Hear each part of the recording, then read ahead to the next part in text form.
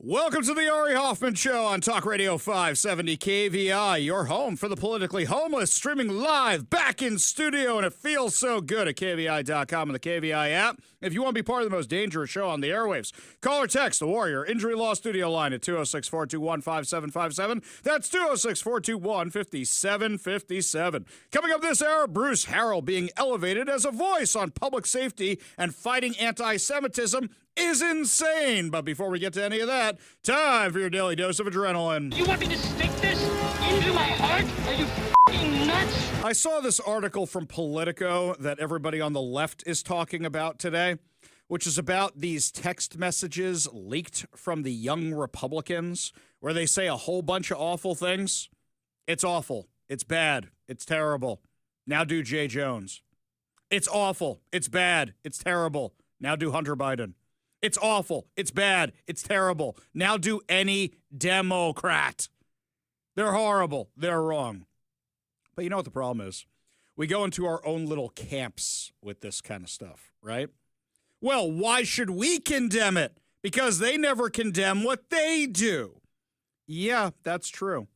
But that's also how we start allowing bad things in our party.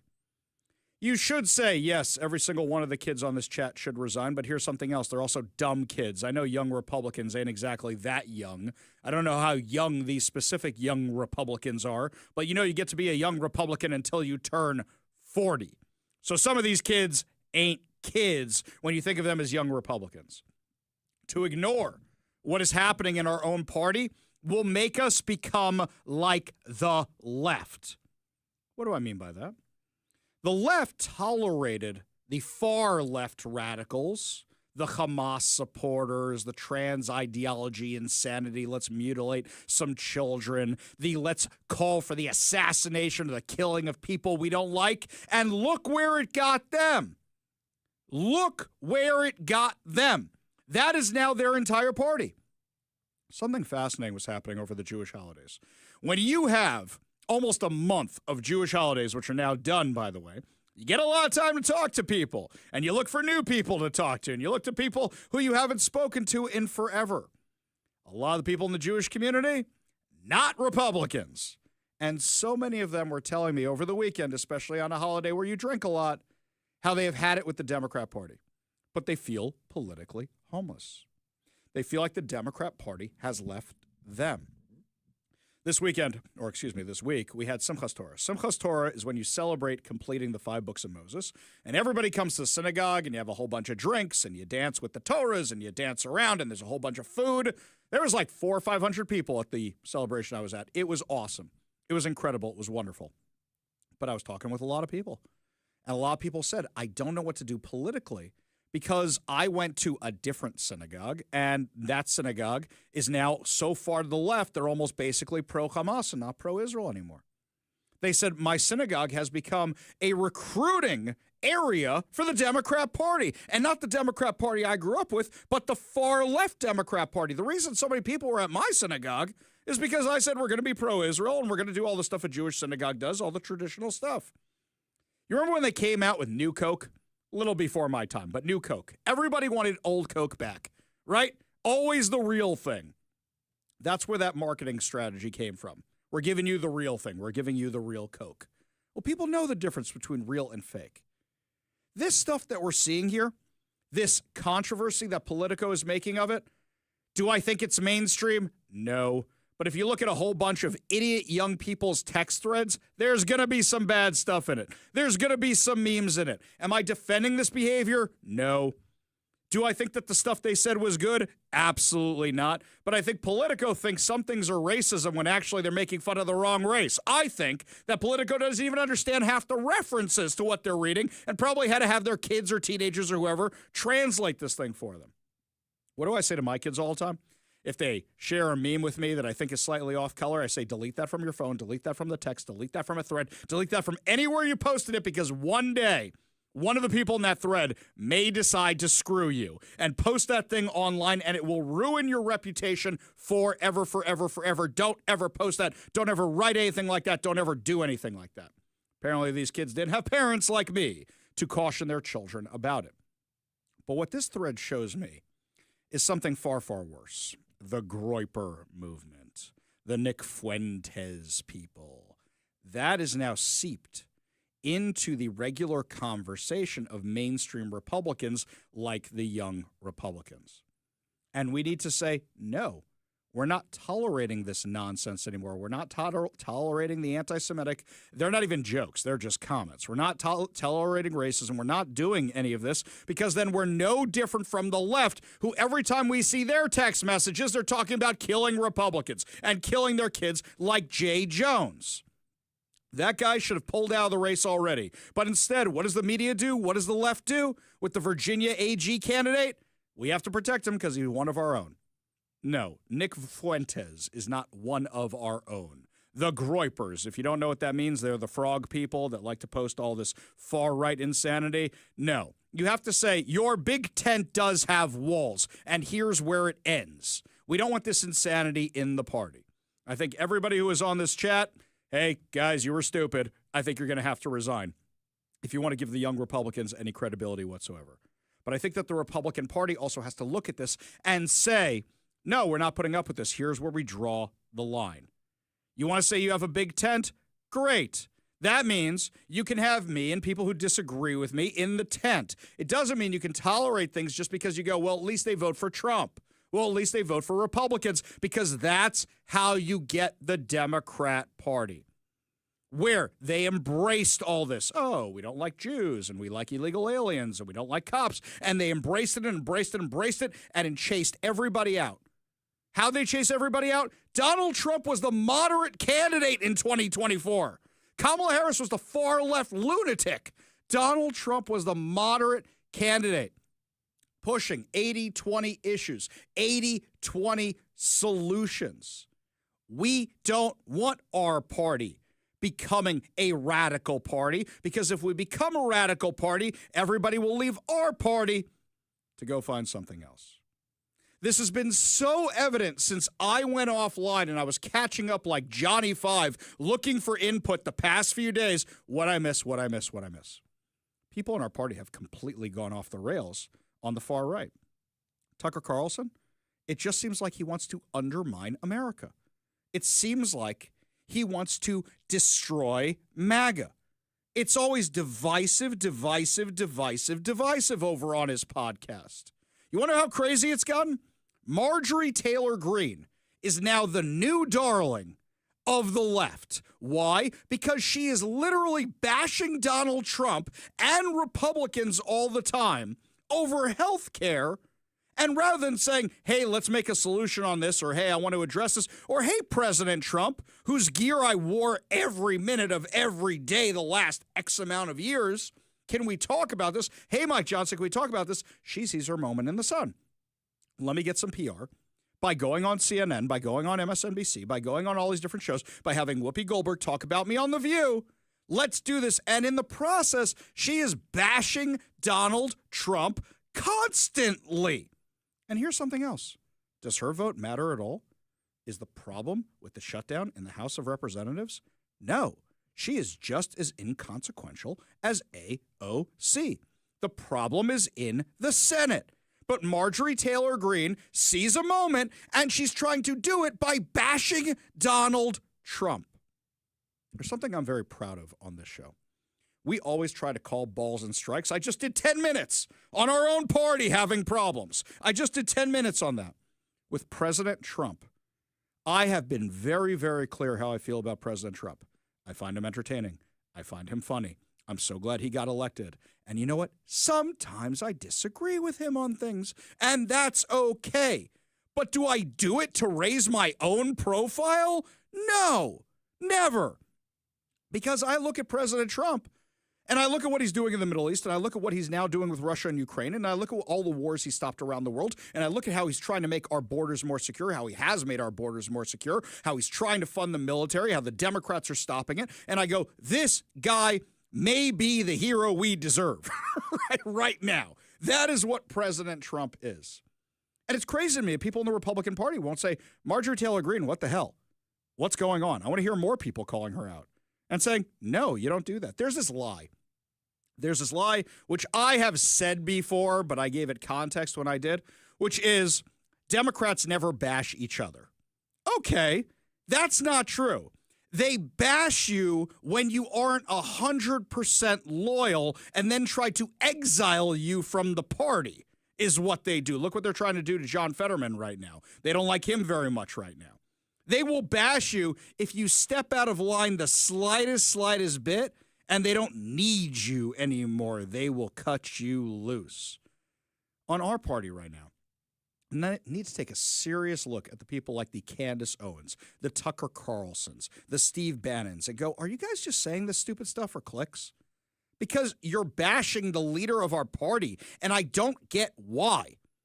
Right now, it should be Republicans saying, the Democrats want health care for illegal aliens. End of story.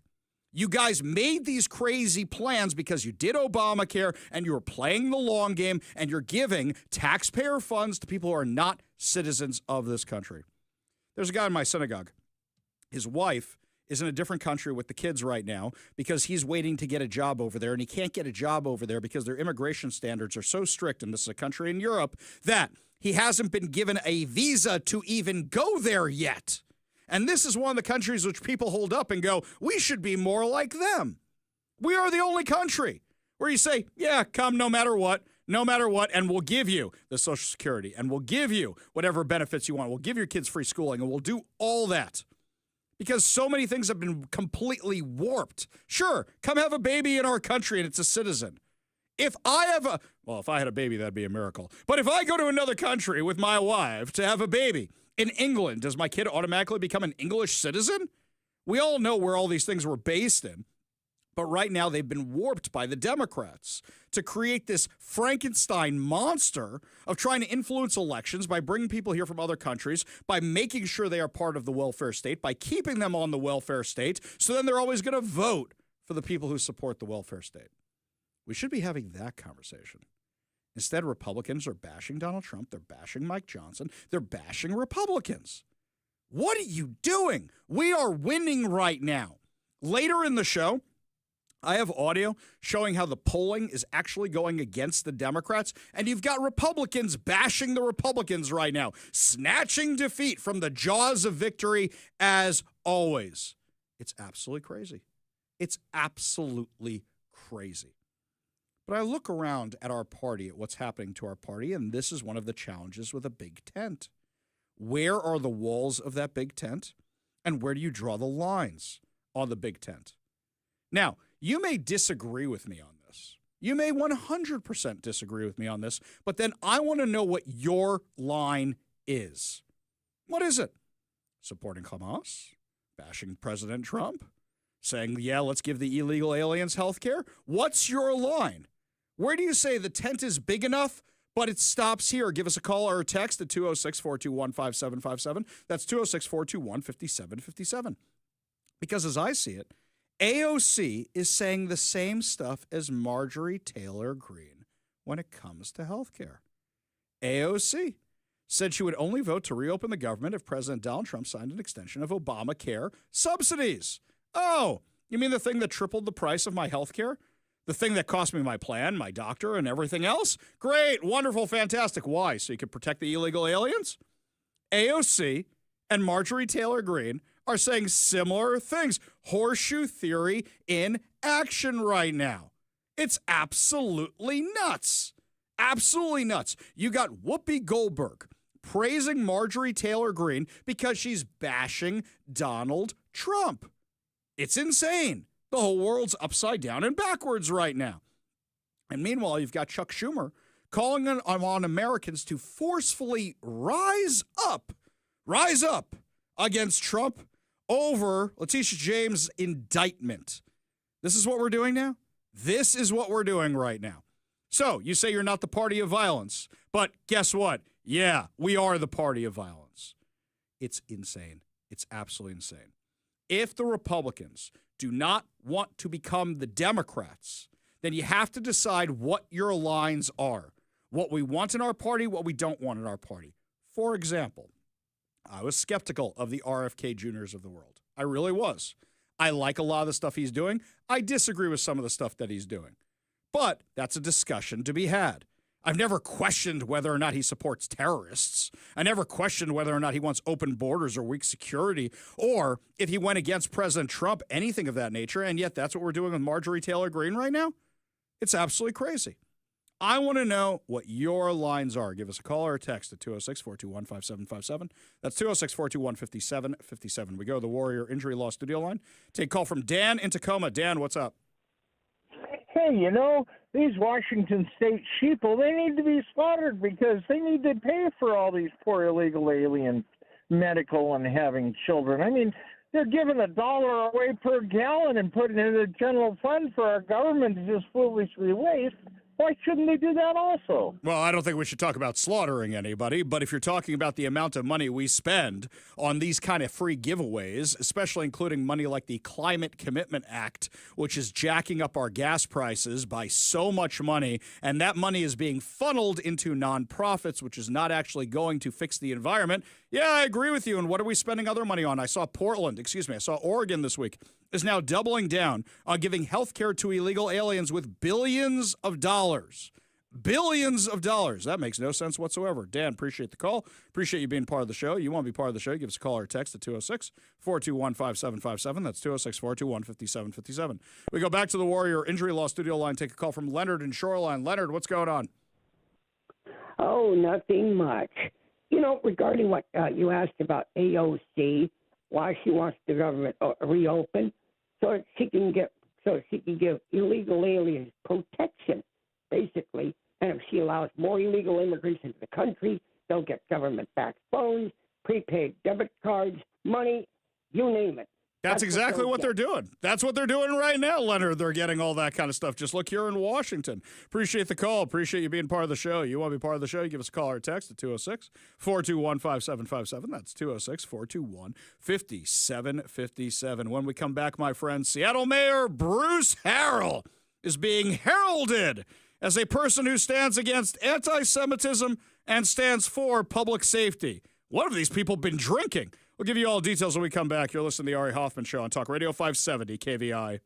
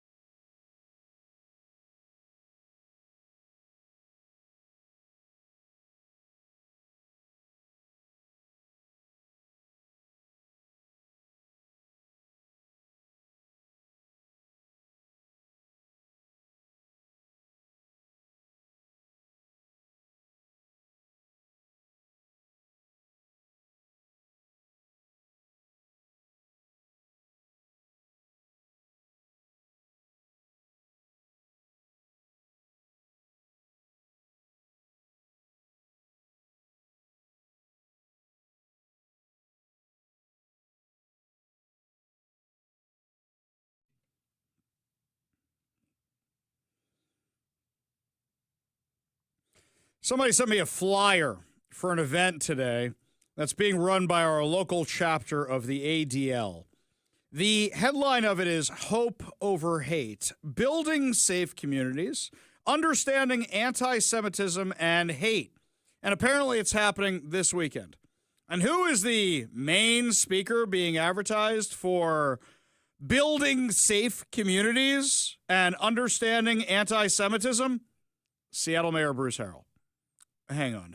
This guy who said this at a debate last week is the guy you think is about building safe communities. Mayor Harrell, I'm going to go back to that repeat offender question. If somebody has offended 6, 7, 8 times, even if it's a minor offense, but they continue to fail to turn their life around, at what point do you balance public safety to giving this person, some accountability? What is that balance? So let me make something very clear. I was the one that sponsored the ban the box legislation when everyone opposed it because the criminal system has had a disparate impact on black and brown communities. Let me lead with that. So when this person is committing 6 or 7 crimes, I don't know his or her story. Maybe they were abused as a child. Maybe they're hungry. So my remedy is to find their life story to see how we could help first. I have no desire to put them in jail. Yep, let's not put anybody in jail. Let's sit down. Let's do a little kumbaya.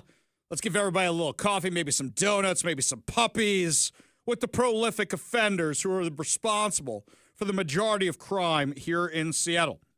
That's who you're highlighting for public safety? Let's see how safe Seattle is. Hang on a second here. Let's just scroll on over to Como News for a second. An 88-year-old woman was hospitalized after a brutal attack on her back porch in South Seattle on Monday night.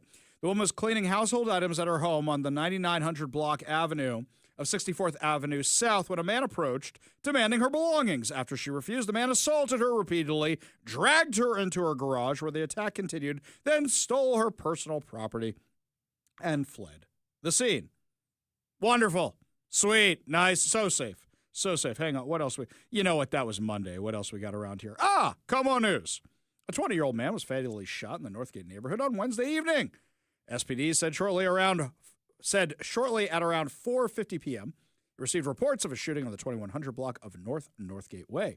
Police arrived, found a man in the parking lot of a hotel suffering from a gunshot wound to the chest. Come to Seattle. Stay at a hotel, get shot in the chest. You get a bullet to take home with you as a souvenir. That's how safe our city is. We know this. When they say violent crime is down, it's not down. When they say crime is down, it's not down. Many things aren't even being reported anymore. And remember when they were crowing about how little gun violence we had this year and how few homicides we had this year, and then they started spiking back up. Tell me again how Bruce Harrell's about public safety. Then you want to tell me he's a poster child for stopping anti-Semitism? Are you kidding me? This is the guy who turned over the streets of Seattle for 2 years to Hamasniks. For 2 years. This is the same guy who let them have the run of the University of Washington campus. His alma mater didn't say anything. Not one thing. While the violent anti-Semitic encampment was on his campus. And now you have the ADL having an event saying that this is how we build safe communities with Seattle Mayor Bruce Harrell. You know, the big problem is a lot of people around here are saying, well, he's the lesser of two evils. Yeah, but if you're the lesser of two evils, you're still evil. Do I think Bruce Harrell is evil? No, I think he's a boob. I think he's been hit in the head too many times playing football. And unfortunately, we don't have a good choice for mayor. But you know what? If you want to endorse Bruce Harrell, you know what you should have done instead? You should have said, if you want our endorsement, we don't want you to fill out some lame questionnaire, which every candidate has to fill out. You have a track record, and you haven't done this, and this. We want a commitment from you. And unfortunately, too many organizations, too many political groups just go, it's him or the socialist. It's him or the socialist. We have no choice. You know how many people yelled at me over the weekend of the fact that I won't endorse Bruce Harrell? And how, guys, you want to vote for Bruce Harrell? Go ahead and vote for Bruce Harrell. You know what you're getting. Is it good? No. Later in the show today, Mike and I are going to do our recommendations, our recommendations for the voters guide. And what do we have, Mike? 3 people we like? 3. Out of everybody running for office, we have 3 we legitimately like. You know how we got here? Voting for the lesser of two evils. every time. Settling for second best, settling for third best, settling for 10th best, settling for 20th best. That's how you get here, where you're just like, what's worse, far left or the farther left? That's how you get to this place. And how's our city looking? Are things getting better around here? Are they getting worse? Are they staying the same? I would argue they got slightly better because there's no autonomous zone downtown. That's a really, really, really low bar. Still seeing the homeless all over the place. We go to the Warrior Injury Law Studio line, take a call from our friend Transit Joe. Transit Joe, what's up? A lot of things. First, I want to tell you, I draw the line in politics at supporting terrorism or other forms of hate. And it's hard for me to be a Democrat right now because, this is the bunch that will not tell Hamas to lay down their arms and stand behind our commander-in-chief at a time of literally war. This is a bunch that, quite frankly, doesn't respect the courageous leadership of Bibi Netanyahu and the Israeli Air Force in taking out the Iranian nuclear threat. I can go on and on and on. And frankly, I got to tell you, closer to home, you can talk about Bruce Harrell not strong enough on anti-Semitism. I agree with you that we need Sunday people who listen to this show who are going to raise the issue, but we also need other Democrats to condemn what is going on at UW, what is going on around this country, and make clear that there should be no place for hate, period. Yeah, that should be the case. But unfortunately, people here just roll over and go, well, he's the lesser of two evils, so let's endorse him. Let's vote for him. Unfortunately, that's the case, which is why they're having an event with Bruce Harrell. Of all the people you could have picked, of all the people they could have picked out here, you know who you could have picked? I agree. Yeah, you know who you could have picked? Jared Neuenhouse. Could have picked Jared Neuenhouse. You want to talk about public safety and fighting anti-Semitism? Instead, they picked Bruce Harrell. Thanks for the call, Joe. Appreciate you being part of the show. You want to be part of the show, you give us a call or text at 206-421-5757. We go back to the Warrior Injury Law Studio line. Take a call from Sandy in Renton. Sandy, what's up? Yeah, hey, I saw a video, I saw it first last night and then again this morning of some gal in Hillsboro, Oregon that took it upon herself to entrap the ICE agents with her vehicle and encourage her neighbors to do the same. And she filmed it and posted it on her online chat line, and nothing has happened to her. It sounds pretty illegal, but I haven't seen this video. So, Sandy, I'll tell you what, my email, ari@kvi.com. That's ari@kvi.com. Send it on over to me so I can take a look at it. And if necessary, contact the appropriate authorities. Appreciate the tip. Appreciate the call. You want to be part of the show, you give us a call or a text at 206-421-5757. That's 206-421-5757. When we come back, my friends, the government apparently still shut down. My prediction is it's going to be shut down for a very, very, very long time, but to the Democrats' detriment. This may put them in bad shape for 2026. We'll tell you why when we come back. You're listening to the Ari Hoffman Show on Talk Radio 570 KVI.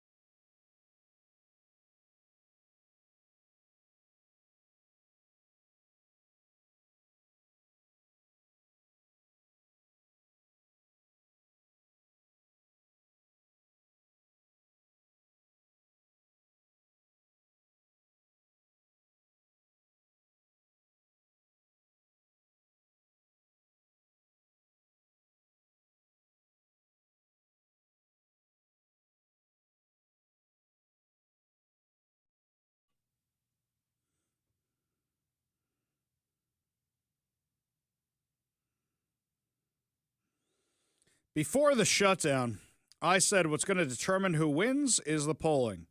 Who do Americans blame more for the shutdown? Right now, it hasn't moved that much because the Democrats haven't made their case to the American public about why it's the Republicans' fault. They keep screaming about health care, and then Republicans go, you want to give health care to illegal aliens. It's that simple. They didn't think about this. They didn't gear up for this fight. They think just demonizing Trump and demonizing Republicans isn't going to work. It's not working. How do I know this? What does the polling show? Even CNN is forced to admit this ain't looking good for the Democrats. Give a listen. Well, we were looking at the Democrats with a very clear shot of taking control of the U.S. House of Representatives, according to the Kalshi prediction market odds. We saw them in an 83% chance. But those odds have gone plummeting down. Now we're talking about just a 63% chance, while the GOP's chances up like a rocket, up like gold, up from 17% to now a 37% chance. Now, that's not huge, by the way. You're still talking about 37% on the GOP side and 60-some-odd% on the Democrat side. But that means the Democrats are falling while the GOP is rising. And that's what Democrats should be scared of right now. They should also be scared of John Fetterman. He's spilling the tea on everybody. This was him at a News Nation panel last night. That's why shutting the government is really what the Democratic Party wants to do. And I follow country, then party. And it's the wrong thing for the country in a period of chaos. I refuse to vote to shut our government down. I absolutely would love to have...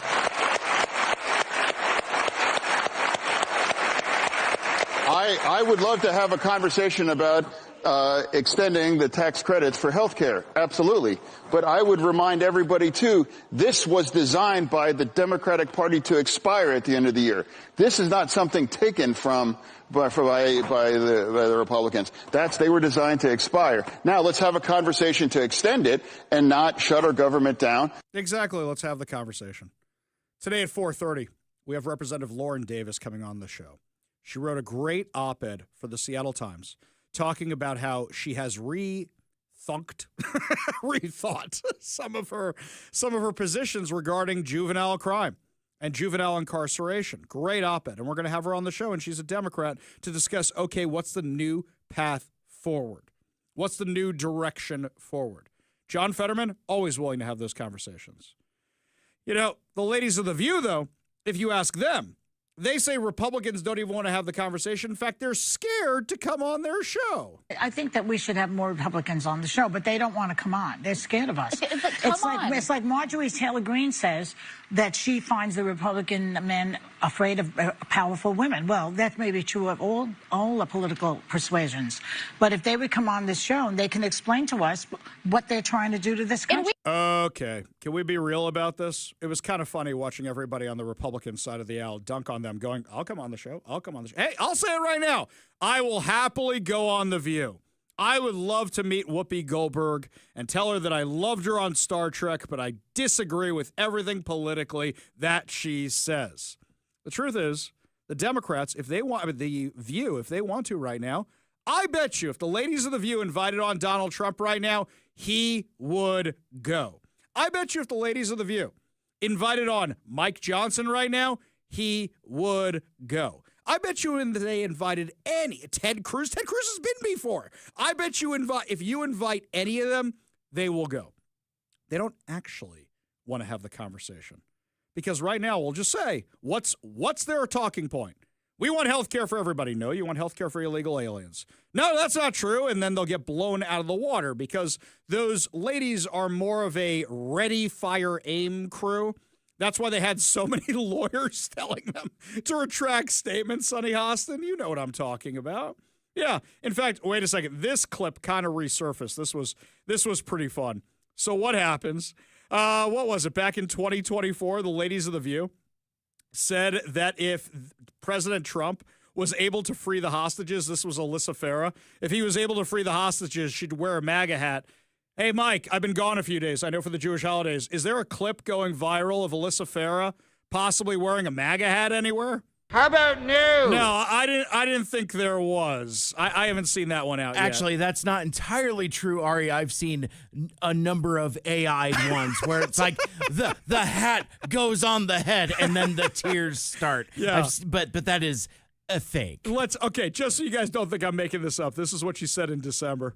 My point when I say I'm not going to be apocalyptic, it's not changing a tune. It's not making every single thing a 5-alarm fire. Yeah. If he does good, if he gets the Israeli hostages out, I promise I will wear a MAGA hat for one day on the show and say, thank you Please for don't do doing that. it. Yeah. And then she'll knock it right off my head. But Please like don't do that. you have to be able to cheer for wins when they happen and then call out relentlessly the wrongdoing. Well, okay, so did they cheer for the wins? Did they say kudos to President Trump for getting the hostages out, Mike?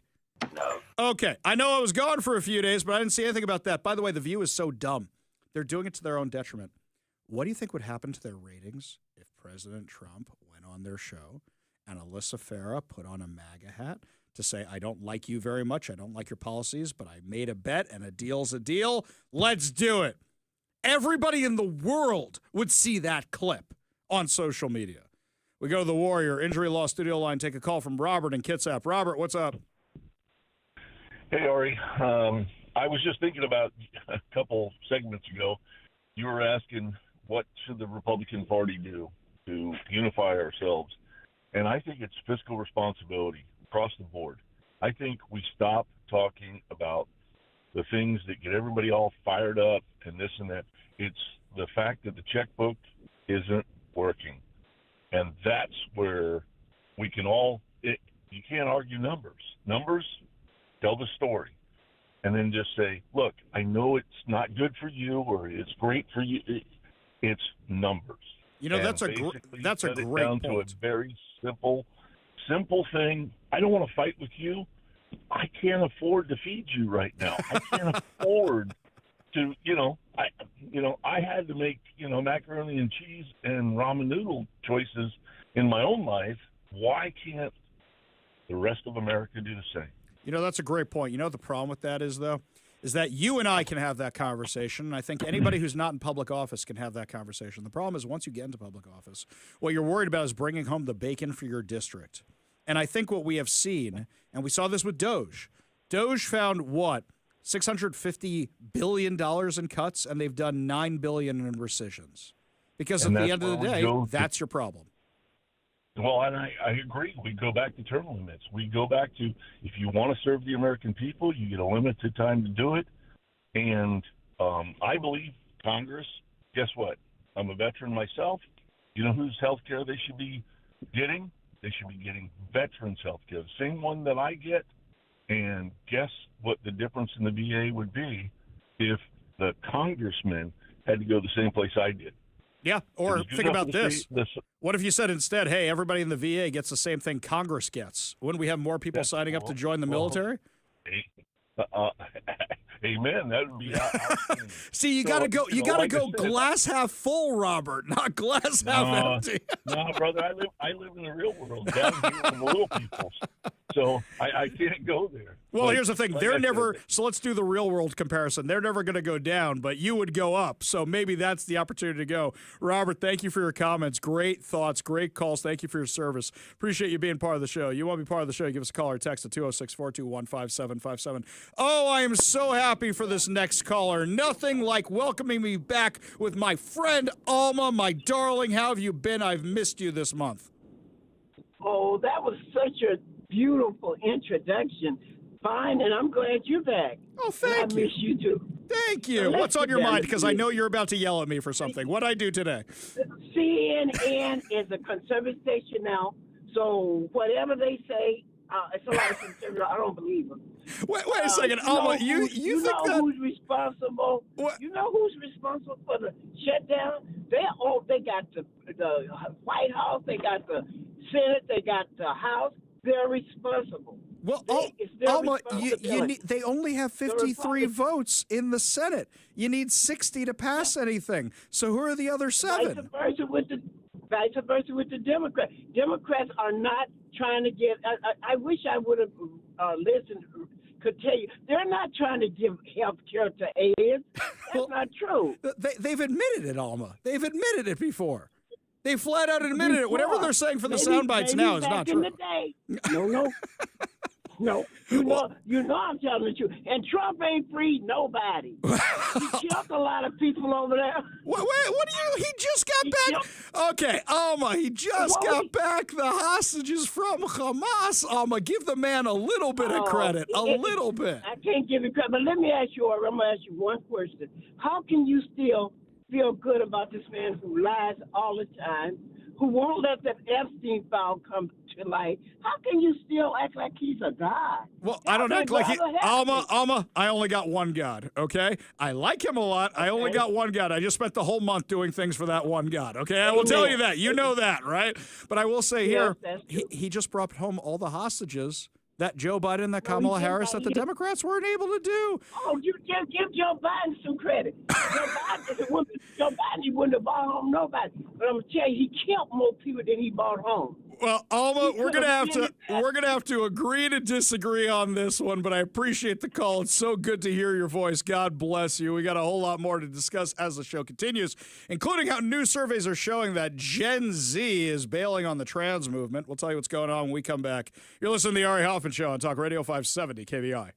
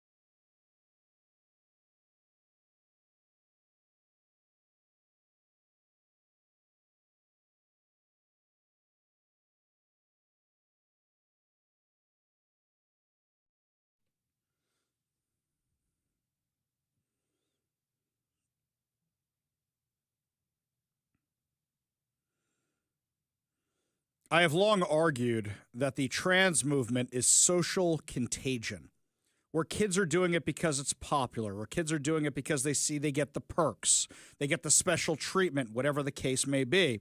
And now it looks like there might be some data to back it up because it seems like it's falling out of trendy favor.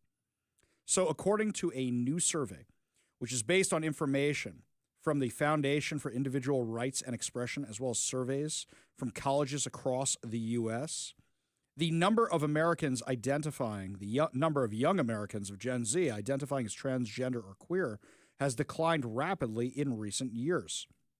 According to the survey, which polled over 60,000 students in 2025, it found that just 3.6% of U.S. undergrads identified as a gender that is neither male nor female. That's down from 5.2% in 2024 and 6.8% in 2023.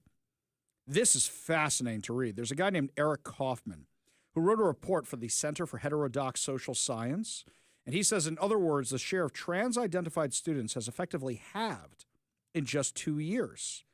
At Andover Phillips Academy in Boston, 9.2% of its students identified as neither male nor female in 2023. In 2025, that number was just 3%. At Brown University, just 2.6% of students identified as such in 2025, while that number was 5% in 2022 and 2023. Looking at the data that includes sexual orientation, Kaufman noted that the data has shown that heterosexuality has rebounded by around 10 points since 2023. Quote, interestingly, when the trans and queer trends were at their peak, freshmen were more likely to be non-conforming in their gender and sexuality than seniors. Now that BTQ, bisexual, trans, queer, or questioning identification is in decline, the reverse is true. Younger students are less BTQ than older students in their colleges. This is a sign that the fashions themselves are changing. He said it could be explained in part by improved mental health, but not fully. He said that political and cultural beliefs have remained stable through the 2020s among students surveyed, and thus were not a factor. So it's not a matter of Trump getting elected or anything else. It's that this isn't trendy anymore. And people aren't doing it because it's trendy anymore. Instead, they're saying no more of this. And this is fascinating. It's not correlated to Donald Trump winning the election. It's not correlated to people looking at the Republican Party as the cool party and the Democrats as the lame party. Just like ripped jeans, it's just something that's going out of style. Like Tamagotchis or snap bracelets or Rubik's Cubes or anything else like that. This is fascinating. Absolutely fascinating. And it completely destroys the argument that it's not social contagion. We see that it is, especially among girls. You ever see the movie Josie and the Pussycats? I know. This is going to be ridiculous. Ari, the guy who likes to blow up movies like Josie and the Pussycats? Yes. It is one of the most ridiculous movies. Yes, based on the Archie Comics characters. But what it's about is subliminal advertising in movies, TV shows, music, and pop culture. It's really funny how quickly everything changes. It's a great parody movie. If you haven't seen it and you got the stomach for that, go ahead and watch it and you'll laugh a little bit because of how ridiculous it is. But that's what we're talking about here. Social contagion. And now it's in decline because it's not trendy anymore. Like any other fad, it just goes away. But how many kids are mutilated for life because of a fad? How many, like this is something that is crazy. That just because it was trendy for a little while, now all of a sudden it's not trendy anymore. And now it's going bye-bye. And how many people based policy on this? And how many kids have had life-altering surgeries that can never be reversed because of a fad? We got a whole lot more to discuss as the show continues. When we come back, my friends, lots more to discuss, including how there is no one to vote for this cycle. I've got 3 picks, maybe. We'll tell you who they are when we come back. You're listening to the Ari Hoffman Show on Talk Radio 570 KVI.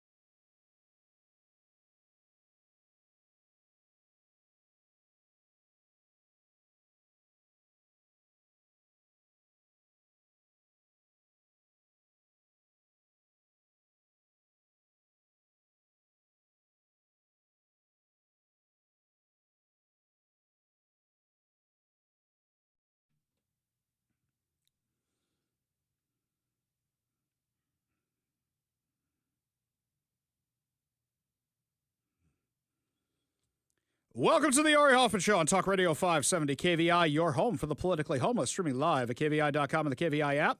If you want to be part of the most dangerous show on the airwaves, call or text the Warrior Injury Law Studio line at 206-421-5757. That's 206-421-5757. Coming up this hour, a local Seattle outlet is telling you how not to get arrested if you riot with ICE. And Washington is suing the EPA because it's a day that ends in Y. But before we get to anything else, I saw this story. Mike found it for me over on Como News. A man who was under supervision by the Washington Department of Corrections has been charged with murder after a deadly crash that happened during a brief chase with a sheriff deputy in Pierce County. Hang on. How many things that we talk about normally on this show are just in that opening sentence? So Democrats want to get rid of police pursuits, right? So don't chase after the murderer who's running away from the police. Sounds like a prolific offender to me, and killed somebody? Let's read the rest of this. Charging documents allege that Donald Wayne Ronan, 47 of Forks, admitted to speeding away from a pursuing deputy because he didn't want to go back to prison. Quote, Ronan's demeanor appeared as if he did not care and did not believe it was his fault. A Washington State Patrol trooper wrote in an arrest report, Ronan started something along the lines of, you guys should not have chased me. I told him I was shocked by the lack of accountability. Why would a prolific offender criminal think that the police shouldn't be chasing him? Because they're entitled. Because they're entitled. And what, you think they all got the memo? You think all criminals are watching the news or listening to the Ari Hoffman Show? That, oh, now we pursue criminals again? No. They knew there was a get-out-of-jail-free card because the Democrats passed a law that had no police pursuits anymore. And that's how you get a situation like this one. According to investigators, a Pierce County deputy attempted to stop Ronan's car near 112th Street and Steele Street in Parkland around 9:30 a.m. Wednesday. Immediately upon turning on his lights, the deputy saw Ronan's Chrysler 300 sedan speed eastbound on 112th toward Ainsworth Avenue South. Seconds later, Ronan's car blew through a red light at Ainsworth Avenue and T-boned a silver Toyota Corolla that was in the intersection. The 20-year-old female driver of the Toyota was killed on impact. Police allege Ronan ran away from the crash scene and was arrested by a deputy who chased him down. When questioned by Washington State Patrol, Ronan admitted to running from the crash, stated he had repeatedly violated the terms of his community custody supervision. Can we stop for a second? How good is the supervision if you repeatedly violated the community custody terms? The supervision is garbage. This is Washington's version of parole, by the way, which made him fearful he would be sent back to prison for 2 years. 2 passengers in Ronan's vehicle were injured and taken to the hospital for treatment. Investigators said they found drug paraphernalia. Okay, guys, who's supervising these guys? Who's supervising these guys? They found it in the car after a trooper believed Ronan was under the influence of methamphetamine after the crash. Hang on a second. So he's violating all the terms of his parole. He's on drugs, and now he's fleeing from police. Wow, you've just got like the trifecta right there. Pierce County prosecutors filed an 8-count complaint against Ronan Thursday morning with charges including murder in the second degree, vehicular homicide, failure to remain in an accident resulting in death, vehicular assault DUI, failure to remain at injury accident, attempting to elude pursuing police vehicle, escape from community custody, reckless driving. Ronan is expected in court at 1:30 today. We will check in because apparently the court proceedings already happened, and we will see what happened to this guy. What do you want to bet they released him? What, you think Pierce County actually released this guy, or you think they held on to him? They haven't released the identity of the woman who was killed yet. So this guy had been the subject of 3 separate warrants for failing to report to community custody since being released from prison in May. I got a question. After the first one, shouldn't you go arrest the guy? You have his address. Why didn't you go after the first time or the second time? His most recent warrant was issued on September 2nd. His most recent stint in prison was for a 2023 conviction of possession of a stolen vehicle and identity theft from King County. Wait a minute. In 2023, when stealing cars went through the roof because Democrats banned police pursuits, he's one of the few guys that actually got arrested for it? How does that actually happen? Insane. You want these policies to change? You got to elect new people if you want these policies to change. But unfortunately, there are so few people worth electing around here.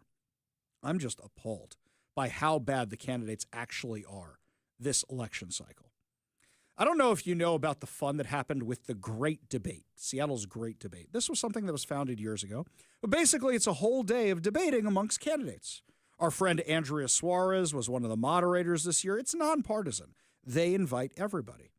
But lefty candidate in Seattle, after lefty candidate in Seattle, after lefty candidate in Seattle, pulled out of the debate.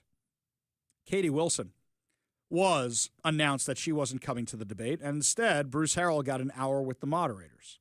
Now, if I'm Katie Wilson, you know what I'm probably thinking to myself? How many people are watching the Great Debate after, Mike, you said this right before I went offline for the holidays. Another debate with these guys? How many have there been? Another one. Right. Nobody's really even watching these things anymore unless somebody like me happens to get a clip of them posted online and it goes viral for, I don't know, the mayor of Seattle saying that he wants to get to know public offenders as opposed to arresting them. So they're probably thinking to themselves, you know what? If we just let Harold talk, he'll hang himself. He'll basically say something so dumb, it'll go viral again. Katie Wilson has nothing to gain by showing up to the debate. But here's something else. She wasn't the only one. Alexis Mercedes Rink didn't show up, and Erica Evans didn't show up. Erica Evans is running for Seattle City Attorney against Ann Davidson. Now, I haven't been thrilled with Ann recently. For example, she's now going after the Trump administration on behalf of Seattle for trying to protect illegal aliens. It's crazy stuff. Now, mind you, you may say the city attorney has to do what Seattle wants to do, what the mayor wants to do. Not technically true, but okay, you want to do that interpretation? Send out a deputy. Don't be the face of it. Send out a deputy, but you're hoping that's going to score points with the left. Instead, you're supposed to be the public safety candidate, and it looks like you're supporting illegal aliens. It makes no sense. But here you go. Now Erica Evans is in trouble. Erica Evans was absolutely clobbering Ann Davidson in the primary. And now this report that I'm doing with Jonathan Cho, Seattle City Attorney candidate Erica Evans, is being called a liar after bailing on one of the most anticipated political debates of the year. We obtained emails showing that Evans was clearly telling organizers she could not participate in the Great Debate over the weekend because of a wedding. However, instead of posting pictures of the wedding, of a selfie of, look how nice I look, I'm going to a wedding, she posted pictures with Pramila Jayapal and Nick Brown at a campaign fundraiser at the same time. They sent an email to Julius Caesar Robinson, who's one of the debate organizers. Hi, Julius. Erica is scheduled to attend a wedding on this date. Would it be possible to move the Seattle City Attorney's debate start time to 11 a.m.? That way, Erica could attend the debate and make it just in time to the wedding. Instead of being at a wedding, she was seen at her own campaign kickoff event.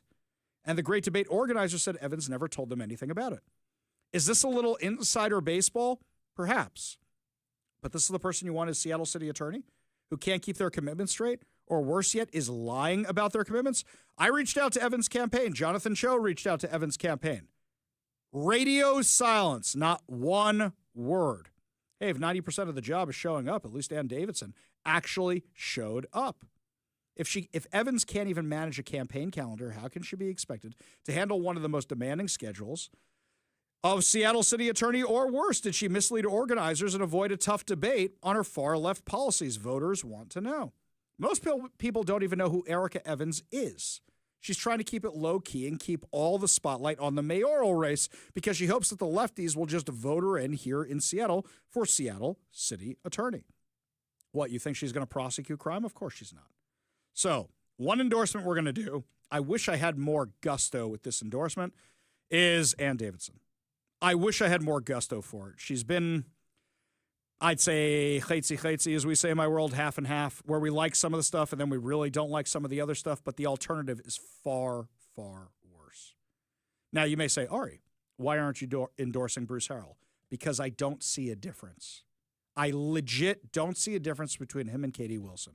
And so many of you are going, Ari, you're crazy. She's a devout socialist. She's backed by CARE. Come on, how can you not see a difference? As I've said many, many times at this point, he is trying to be her. For 2 years, he let the Hamasniks have the run of the city. He let them have the run of the University of Washington campus, didn't say a word about it, even though he can't shut up about his alma mater, University of Washington. This is a guy who didn't do anything to protect the Jewish community during the Macklemore concert, where you had a whole bunch of Hamas supporters raising money for them in the Jewish neighborhood on the Sabbath. This is a guy who wants to let prolific offenders get to know him better. This is a guy who doesn't want to enforce crime. This is a guy who's just comfortable moving homeless encampment to homeless encampment to homeless encampment to homeless encampment to homeless encampment rather than actually cleaning anything up. We're back to what? Seattle in 2018, 2019 when he was on the Seattle City Council. Since he's been elected to the Seattle City Council and mayor, Seattle has seen a 56% increase in homelessness. And he refuses to do an audit of Homeless Inc. The one time he thought about taking money away from the Law Enforcement Assisted Diversion Program, the LEAD program, they shut him down right away. He never brought it up ever again. So I wonder if that was just a, well, I'm going to try, and then they say no. Bruce Harrell likes the idea of being mayor. He doesn't like actually doing the job of mayor. You say, oh, he's so much better than Katie Wilson? Prove it. Phone lines are open. Give me a call or a text at 206-421-5757. That's 206-421-5757. And tell me why he's better, because I don't believe you. I don't believe you. I just don't. Other people were endorsing for real, though. Jared Neuenhuis for Bellevue City Council. Jared Neuenhuis is the real deal. He's about public safety. He's pro-business. He's against anti-Semitism. He speaks out on it anytime he gets. He's a genuinely nice guy. Just a great all-around guy. 100% if you live in Bellevue, you should be voting for Jared Neuenhuis. And I'll tell you something else. He's very, very accessible. If you have an issue, he will come out and address that issue, which is so rare these days. Jared Neuenhuis for Bellevue City Council. Here's another one for you, Seattle City Council. I'm concerned about her chances, but every time I talk to Rachel Savage, I like her more and more and more. I'm concerned about if she's going to get clobbered or not, but that doesn't mean don't vote for her. I think if anything, that means get out the vote for her. Rachel Savage is somebody who, she didn't leave the Democrat Party. The Democrat Party left her, and as a business owner in Capitol Hill, imagine the hell she's had to endure. From COVID to autonomous zones to all the riots, you name it. And she says enough is enough. She speaks our language. Alexis Mercedes Rink is literally one of the people who just raised taxes on Seattleites again, claiming it's for public safety. And yet, I don't see any more public safety. In fact, I see quite the opposite. I just see things are less affordable. And they say it's about public safety. It's not. It's not. Other people were supporting. Chad Magendas for the State House, 5th Legislative District. He's great. You got to vote for him. And there's a possibility that it may actually move the needle in the House. Michelle Caldier, State Senate, 26th Legislative District. You got to vote for her. Kevin Schilling, 33rd Legislative District. We love Kevin Schilling, and he's a Democrat. I never want to hear again, oh, are you just like Republicans? You just hate people because they're Democrats. I'm literally endorsing a Democrat and telling you we love Kevin Schilling on this show. He always comes on when we ask him, always wants to have the conversation, and he's all about public safety. All about public safety. Are there things we disagree on? Of course. But what's better in this case? And he's not a Democrat I have to hold my nose at going, he's the lesser of two evils. No, he's a good guy. He's a decent guy, and he believes in public safety. He went head-to-head with King County. He went head-to-head with Dow Constantine. He took his case all the way to the courts to make sure Burien would be safe. Kevin Schilling, Washington State House, 33rd Legislative District. And then Peter Kwan. Peter Kwan for SeaTac City Council. I love Peter Kwan. Such a nice guy to have on the show, but also the pizza nights.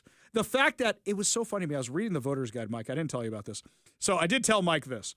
I saw the voter's guide at my in-laws' house, and I was so mad I lit it on fire. I was so mad about this thing. It's awful. But I love how other candidates are referencing Peter Kwan's pizza nights.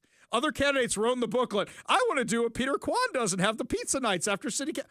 What a nice thing to do. Accessible. Wow. A representative always showing up for his district.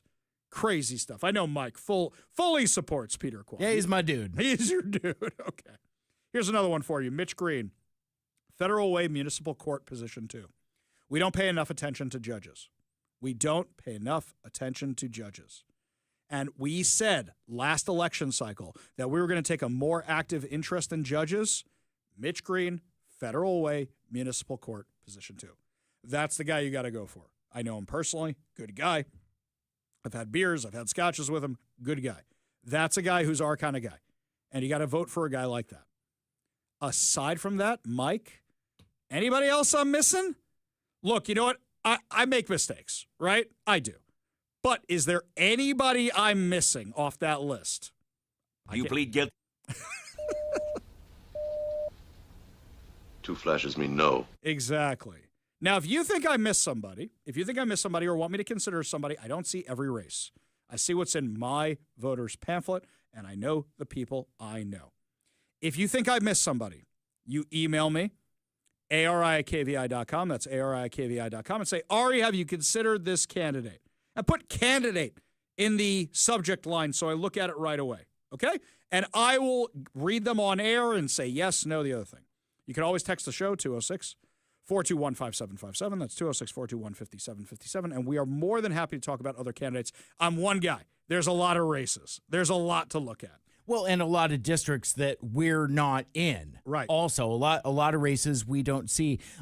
In addition to that challenge, Ari, I'd like to put out a Big Mike's mail call challenge as well, because now that it's election season again, I'm getting all of the mail again, all of the anti-Kevin Schilling mailers. I'm getting anti-Peter Kwan mailers. Who doesn't like Peter Kwan? I know. He gives you free pizza. Exactly.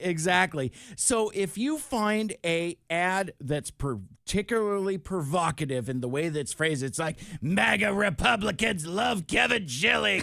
If you find something like that, snap a picture of it or take a scan or something and email it to us. You can email me. I'm Mike at Mike at KVI.com, MIKE at KVI.com, and you can find me on all the social medias that you find Ari on as well, because I know the ones that I'm getting. I'm sure you're getting some humdingers as well. So you know what's so funny, Mike? I've been so busy with the Jewish holidays, my mail is just piling and piling and piling. I'm in that situation, so I got to go through all of them this weekend. And I'd say either tomorrow or Monday, we bring these suckers in. We bring the shredder in, and I don't mean the guy from Ninja Turtles. And we just start going after these. Hey, speaking of pizza, Ninja Turtles. Okay, there we go. See what I did there? Okay.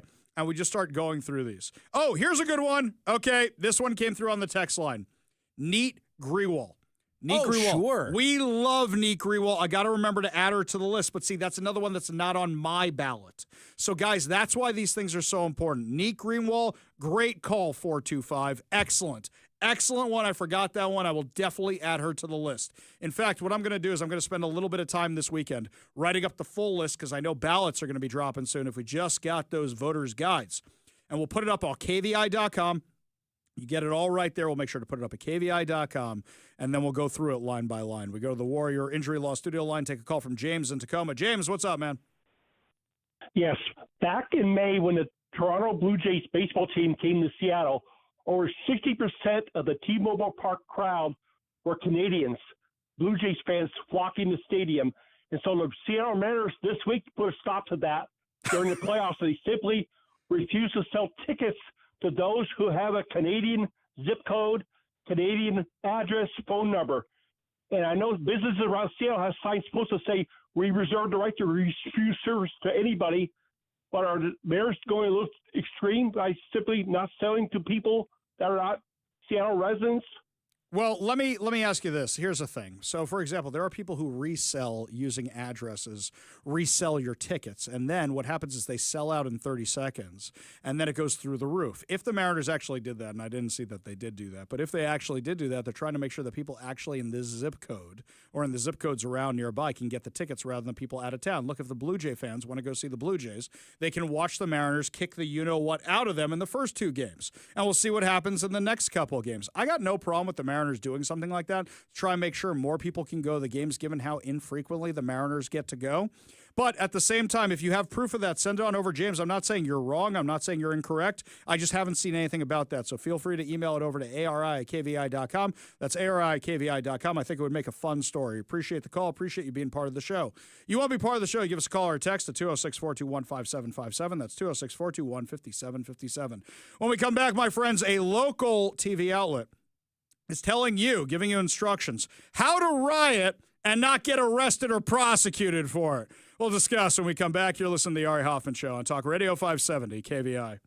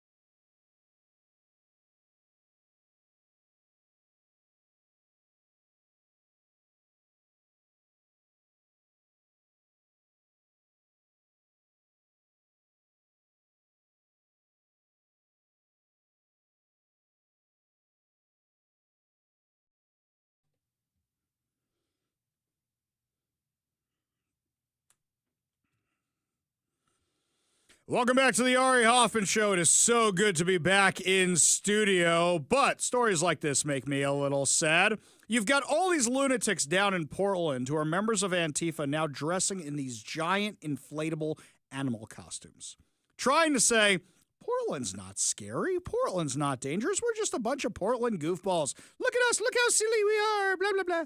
Yeah, that's not what it is. We know who you guys are. In fact, Mike, I actually asked a friend of mine who's got a ton of video footage from 2020 that hasn't been revealed yet. I said, can you give me a flash drive of all that? And hopefully they're going to give it to me, and then we can start releasing all the insanity from the autonomous zone that may not have been seen yet. We're going to put all that out, show everybody what Antifa actually is. A group of black-clad individuals believed to be affiliated with Antifa were observed transporting large quantities of riot gear and supplies into a storage unit in southwest Portland on Monday evening. According to Katie Daviscourt, writing for the Post-Millennial. By the way, kudos to Katie. She could have said, okay, I got to meet Trump. I'm done. She's still covering this stuff, by the way. The supplies are being used for the 24-hour occupation outside the U.S. Immigration and Customs Enforcement facility, which has been under siege by left-wing extremists for more than 4 consecutive months. By the way, Mike, we have definitely bypassed the 120 consecutive nights of rioting over at the federal courthouse during 2020. Now, granted, recently they haven't been rioting as much because they have their goofy costumes, but they're there every night. What do you people do for work? I really just want to, what do you guys do for work that you could be up till all hours of the evening and be down in Portland at that building every night? Because we know it's attracting crazies from all over the place. Video footage posted on social media shows masked individuals dressed in all black transporting supplies and equipment into a large storage center roughly 1 block away from the anti-ICE encampment, which is located just outside the ICE facility in front of an elementary school. The storage unit, used as a secret base, has been revealed to be inside the South Waterfront heated storage business on Bancroft Street.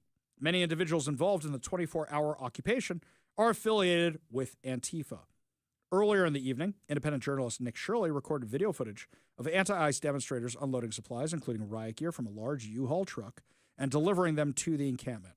A group of Antifa-affiliated individuals was observed hauling items such as gas masks, camper cookers, tarps, you name it. This is crazy, by the way. Absolutely crazy. Fed's got to go in and break that up. Well, you know what else Antifa's probably going to be at this weekend is the No Kings riots. Oh, I'm sorry. Mostly peaceful riots. Oh, I'm sorry. Fiery, but mostly peaceful riots. King 5 News. My God. So here's the thing. I come back online and I'm looking at all the news that I missed. You want to know the worst takes on everything that I missed? King 5 and the Seattle Times.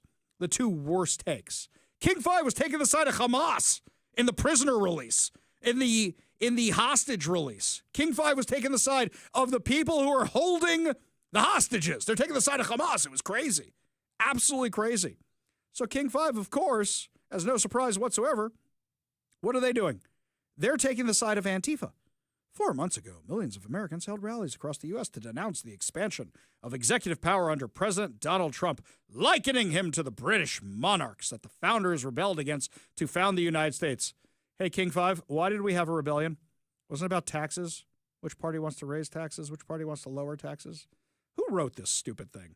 Chris McCrory? Chris McCrory. Now organizers are planning a second No Kings protest with more than 2,500 separate marches and rallies set to take place on Saturday, October 18th. Now, they write this like you write those articles about what to expect with the Mariners playoffs. That's how this article is written. Well, you want to park here and you want to go. That's how this thing is written. Oh, how many people are going? Why is it called No Kings? What's different about this No Kings protest? It's really written that way. But here's the worst one, and this is by Katrina Morgan over at King 5. By the way, tell me if this sounds familiar to you, because it sounds like somebody cut and pasted it. Ready? 4 months ago, millions of Americans participated in the No Kings rallies across the U.S. to denounce the expansion of executive power under President Donald Trump, with organizers likening him to the British monarchs that the founders rebelled against to found the United States. What? Hang on. Did you just rip off your colleague there? One of them ripped off the other. Organizers said this time around 5 million Americans crowded the streets for the protest. Now a second protest with more than 2,500 separate. It's the same thing. All right, here we go. Ready for this one? Where can you legally protest? Do you need a permit in order to protest? Can you take photos or videos of a protest?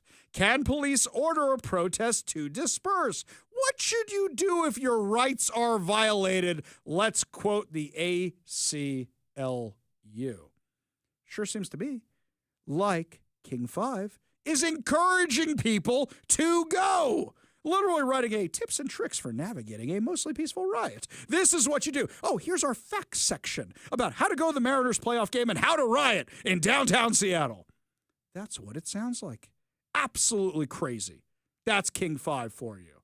We go to the Warrior Injury Law Studio line. Take a call from Ron in Tacoma. Ron, only got a minute. Make it quick, buddy. No problem. I definitely support No King's Day. We definitely got to get NBC off the air. Oh, very good, Ron. I find it entertaining, and I'm sure you do as well, that nobody ever had a problem with Jay Inslee having emergency powers for 975 days, right? Oh, right, exactly. But, just so your people out there understand, there is another option here. My family and everybody I know, we're celebrating No Klans Day. No more Democrats being elected to office. That is our... Oh, Ron, that's not nice, but still funny. Appreciate the call. Appreciate you being part of the show. You want to be part of the show, give us a call or text at 206-421-5757. That's 206-421-5757. When we come back, my friends, a Democrat lawmaker will be joining us who wrote an amazing op-ed for the Seattle Times about why we need to think the juvenile justice system. And I actually agree with most of it. We'll have that for you when we come back. You're listening to the Ari Hoffman Show on Talk Radio 570 KVI.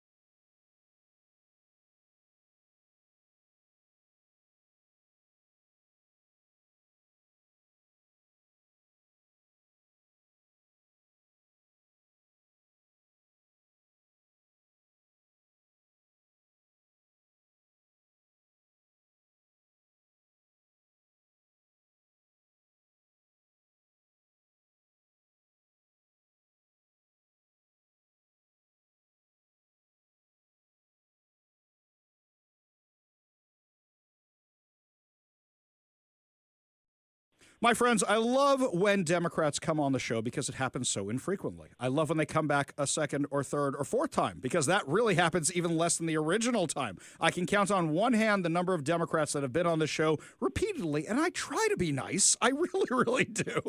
But we love when our Democrat friends come on the show, especially when there's an occasion to find something we might agree on. Representative Lauren Davis wrote this amazing op-ed for the Seattle Times. And the reason I liked it so much is because she can look at votes she's taken, of policies she's supported, and said, these aren't working. How do we change them? How do we go in a different direction? And it's very hard for any of us to say, hey, what I'm doing isn't working. We know the famous thing, the hardest thing to do in sports is go into the locker room in the halftime and say, hey, how do I change the entire strategy that got me to the Super Bowl in the first place and try and do something else? Joining us now to discuss this amazing op-ed is Representative Lauren Davis from Shoreline. Thank you for being with us today. Of course. Thanks for having me.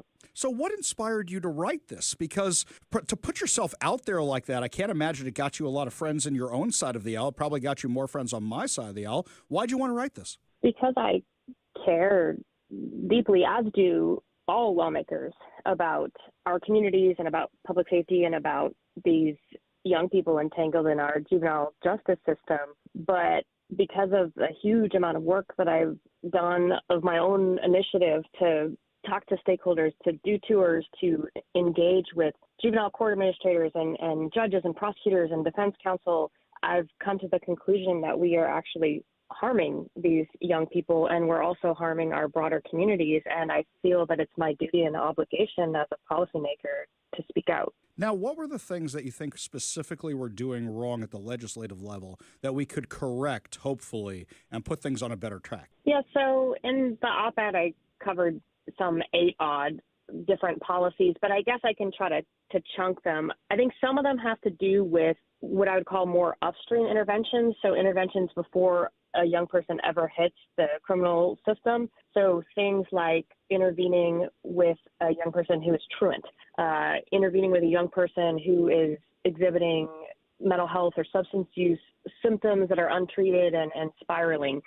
And then the other group, I would say, has to do with kids who are actually contacting the legal system. So regarding the more upstream piece, through a series of policy decisions over the last decade plus, we have essentially tied the hands of schools and parents and courts so that these kids are known to be spiraling. They're addicted to fentanyl, they're escalating in their criminal behavior, or they're headed in that direction, and we can't do anything. We used to have interventions, the suite of laws related to the BECA laws being one of them, which had to do with exactly these sorts of kids, kids that are truant, kids that are engaged in at-risk behaviors. I just had a meeting at one of the juvenile detention facilities, and the administrator looked at me very sternly and said, there's absolutely no question that these BECA kids are headed for the juvenile justice system without any intervention. But the legislature actually removed the intervention for those kids. We removed the funding for interventions for truant kids and at-risk youth kids.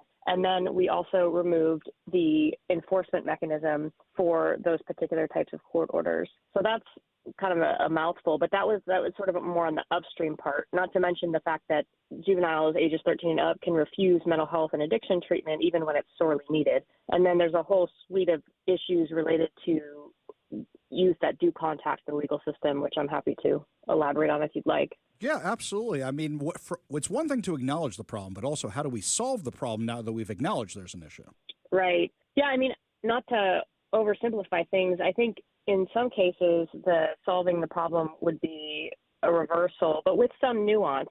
Legislation is not black and white, and sometimes it gets pitched as such, and people back into their corners and their camps, but the reality is the correct policy solution is somewhere in the middle. So, for example, related to kids being able to refuse behavioral health treatment, we shouldn't allow any parent, necessarily willy-nilly to sort of force a kid into treatment, but there has to be some situations in which that is considered warranted. And we have to do it in a way that preserves a young person's ability to seek care on their own. With regard to the BECA kids or the at-risk youth kids, we used to use juvenile detention as a sanction, which is probably not the best intervention, but we never built an alternative and we took away the stick. So ideally, we would build back a network of these, they're called crisis residential centers, where these young people could go. On the deeper end of the spectrum, we passed a bill related to juvenile access to counsel, as it's known, which in effect prohibits law enforcement from interviewing juvenile suspects, including juvenile suspects who are threatening school shootings or bring guns to school, or who are accused of rape or homicide. And we wouldn't necessarily have to do a complete reversal on that, but we could think creatively. Maybe if you are under investigation for a violent felony, maybe then that rule does not apply. We could try to think about what is the in-between space, but we've basically been ping-ponging to the extremes, and our young people are suffering. So I'll tell you something, Representative Davis, and I don't remember if you and I discussed this in our last interview or if we discussed this off air after an interview, but I'm going to say this again. I was not especially the best behaved Ute, shall we say, back in my day. And they could have thrown the book at me for one specific thing that I did. Absolutely could have. So I understand that there is merit in not doing that occasionally, because then you get somebody who's a very successful radio host, thank God, right? Or you could have somebody who's a problem for the justice system forever. So I'm saying this again. You put yourself out there. I'm going to put myself out there as well. If I can be of help reforming any of these, or if you want my voice talking about any of this and the alternatives to the justice system, but also when the justice system is needed, I would be more than happy to collaborate with you on that, because I think right now it's not working for anybody. And I think there's a lot of common sense reforms we could possibly work on together that could get bipartisan support and really do something to fix this juvenile justice problem.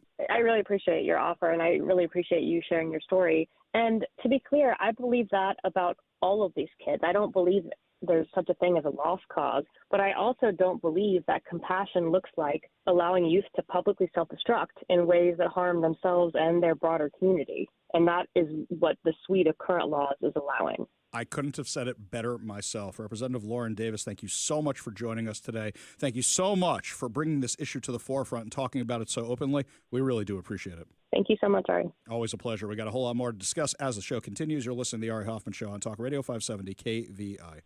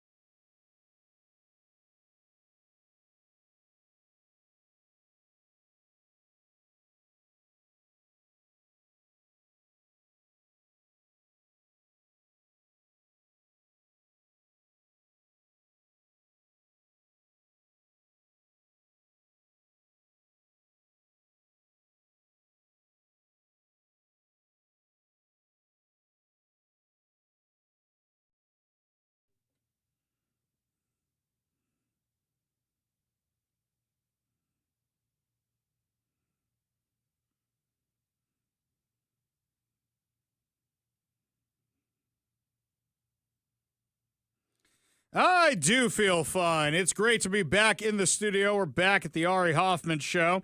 And the UN has decided that they want to do Jay Inslee's Climate Commitment Act. That's right. They want a carbon tax because the UN doesn't make anything, produce anything. So what they want is they want the American money. Or rather, they want the money from anybody who exports goods or uses ships or boats. And they want to use it to fight climate change. Uh-huh. The UN was established to stop wars. They haven't been very good at that. What makes you think you're going to be good at stopping climate change? Tear the building down, or turn it into a homeless encampment, or shelter, or something. I don't know. You know what? New York needs another sports team. Let's build a stadium there. At this point, it'd be better off as a parking garage than what it's doing. The Trump administration says it will not support a proposed global carbon tax on shipping that is set for a vote next week by the International Maritime Organization. The measure, called the Net Zero Fund, or NZF, would be the first time a UN body imposed a worldwide fee on carbon emissions. Think about this for a second. If Kamala Harris had won, they'd be backing this. And you know what else I find entertaining? Lefties love these taxes for carbon. They love these climate taxes, right? But they hate tariffs. Hang on. Square that circle for a second. Just think about that for a second. So we want to make things more expensive for the worker. You're making things more expensive for the worker. As I say, look, I got my issues with the tariffs. I would prefer they be used as leverage, but okay, fine. But here you guys are yelling and screaming about what Trump's doing with tariffs. And yet now you're saying we want to support basically tariffs. You want to support taxes on shipping to make everything more expensive? Officials in the Trump administration said the plan will drive up global shipping costs by as much as 10%, hurt U.S. workers, consumers, and energy producers. Quote, the United States will not accept any international environment agreement that unfairly burdens the American people. We will not tolerate any action that increases costs for our citizens, energy providers, or shipping companies, said the administration in a statement. The proposal is backed by several European nations. Hey, why don't you guys try working for yourselves for a while as opposed to like these 3-day work weeks and sitting in cafes smoking all the time? It would impose a minimum $100 fee for every ton of greenhouse gases emitted by ships over certain limits, according to the Associated Press. Oh, where have I heard this somewhere before? So you're going to tax the carbon created by the oil companies or the shipping companies or the car companies or whoever you want. The IMO estimates that the fees could raise between 11 and 13 billion a year to fund new green shipping fuels, reward low-emission vessels, and help developing countries upgrade their fleets. Oh, wait a second, Mike, I have this idea. Instead of engines, here's what we should do. We should get these big sheets, like you use for your bed, only bigger, like these big blanket things, and put them on these very, very tall posts and use the wind. Let's harness the wind energy, and we'll have the boats sail. Sails. We'll call them sails. And we'll have them go across the ocean. It may take a little longer, but you know what? I'm sure that'll be great. I think we should do that. That's how I got it. This is how we're going to save everything. We're going to go back to wooden sailing ships to move your cargo. You want some rum? We'll ship the rum, or some cotton, or whatever else. We're going to ship all that stuff. It'll be great. But, you know, that may not be fast enough. You know, we have steam. Let's do steam engines, and the sails is like kind of a backup. So if you run out of steam or something, you got your sails. This is the way. I love it. This is a great idea. Question, is anybody building fuel-efficient ships? Is anybody building electric ships which you could just charge? How about no? Right. I mean, aside from the Washington State ferries. Oh, wait, they're not building those either. Exactly. So if these things were profitable, who wouldn't want to buy them? Who wouldn't? I had a whole argument with my friends over the weekend where we were discussing perpetual motion machines and why electric cars can't charge off the axle when the thing's just rolling. We had a whole fight about this, and me, the non-engineer, is like, but you can do this, and they're like, you can't do this, and it was fascinating because I'm arguing with people who actually know what they're talking about. It was pretty entertaining. But at the end of the day, what are we talking about here? It's just a tax, so the UN can spend it on whatever they want to spend it on. And the UN, as corrupt and and just downright waste of time and space and everything as the UN is. You want to trust them with billions more in our dollars? How about we just keep cutting them off and cutting them off and cutting them off? Because right now, they are only in existence because the U.S. allows them free space in New York and because the U.S. funds them. That's it. Now they want to tax all of us. And I want you to bear this in mind, friends.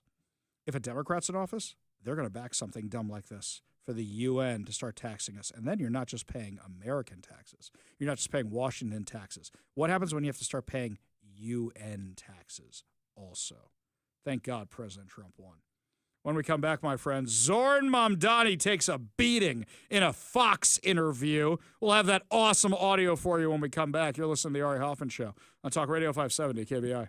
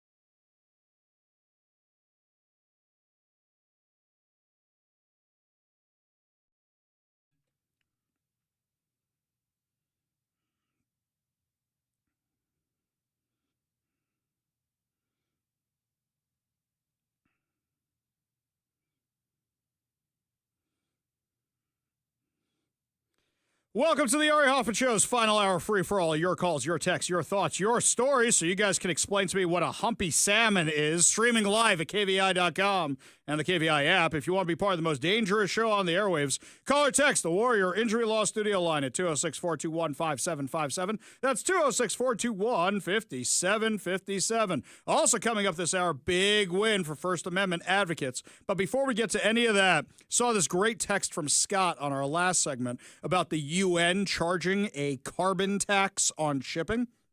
Says Ari, efficient shipping?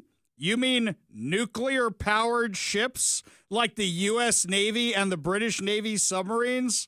That's from Scott in Poulsbo. Scott, you know what? I think you're right. We need nuclear reactors on every single ship. Let's do that. Isn't that way more energy efficient? This one from John in Lakewood.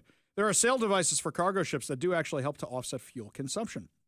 There is a commercial sail-powered coastal shipping in far-flung small ports. I thought the cargo submarines and the Russian Ikrit aeroplane, which use ground effect lift, are interesting possibilities. All of these things are interesting. You know what they don't require? Government funding. And if it's something that's practical, if it's something that's going to make money, a company will do it. Like Tesla. I'm surprised Elon Musk hasn't said, I'm going to make a giant cargo ship that's completely electric-powered. Why haven't we done that yet? This is the kind of stuff that can be done by the free market. It doesn't need to be mandated by the UN. Speaking of the UN being completely irrelevant, President Trump got his ceasefire deal in the Middle East, got his peace deal in the Middle East. But the question is it going to hold? I wasn't here the past couple days, so I couldn't answer a lot of your questions on what's going on with the ceasefire, and for that I apologize. But if you have any questions right now, you can call me. But where it stands right now is Israel got back the 20 living hostages. However, there are 28 hostages whose bodies are still being held by Hamas. Hamas is claiming they don't know where they are, and they're claiming they can't find them, but somehow they managed to return 6 of them over the past couple days, except there's one little teensy tiny problem. One of them was a Gazan. So they don't even know what they're returning. Is this like with the Bebos family, that woman and her 2 beautiful little children, that they purposely returned the wrong bodies? Is it like that? Hamas is monsters. Hamas would put out surveys. Who do you think's still dead? Who do you think's still alive? When they had the living hostages. You know what's going on right now in Gaza?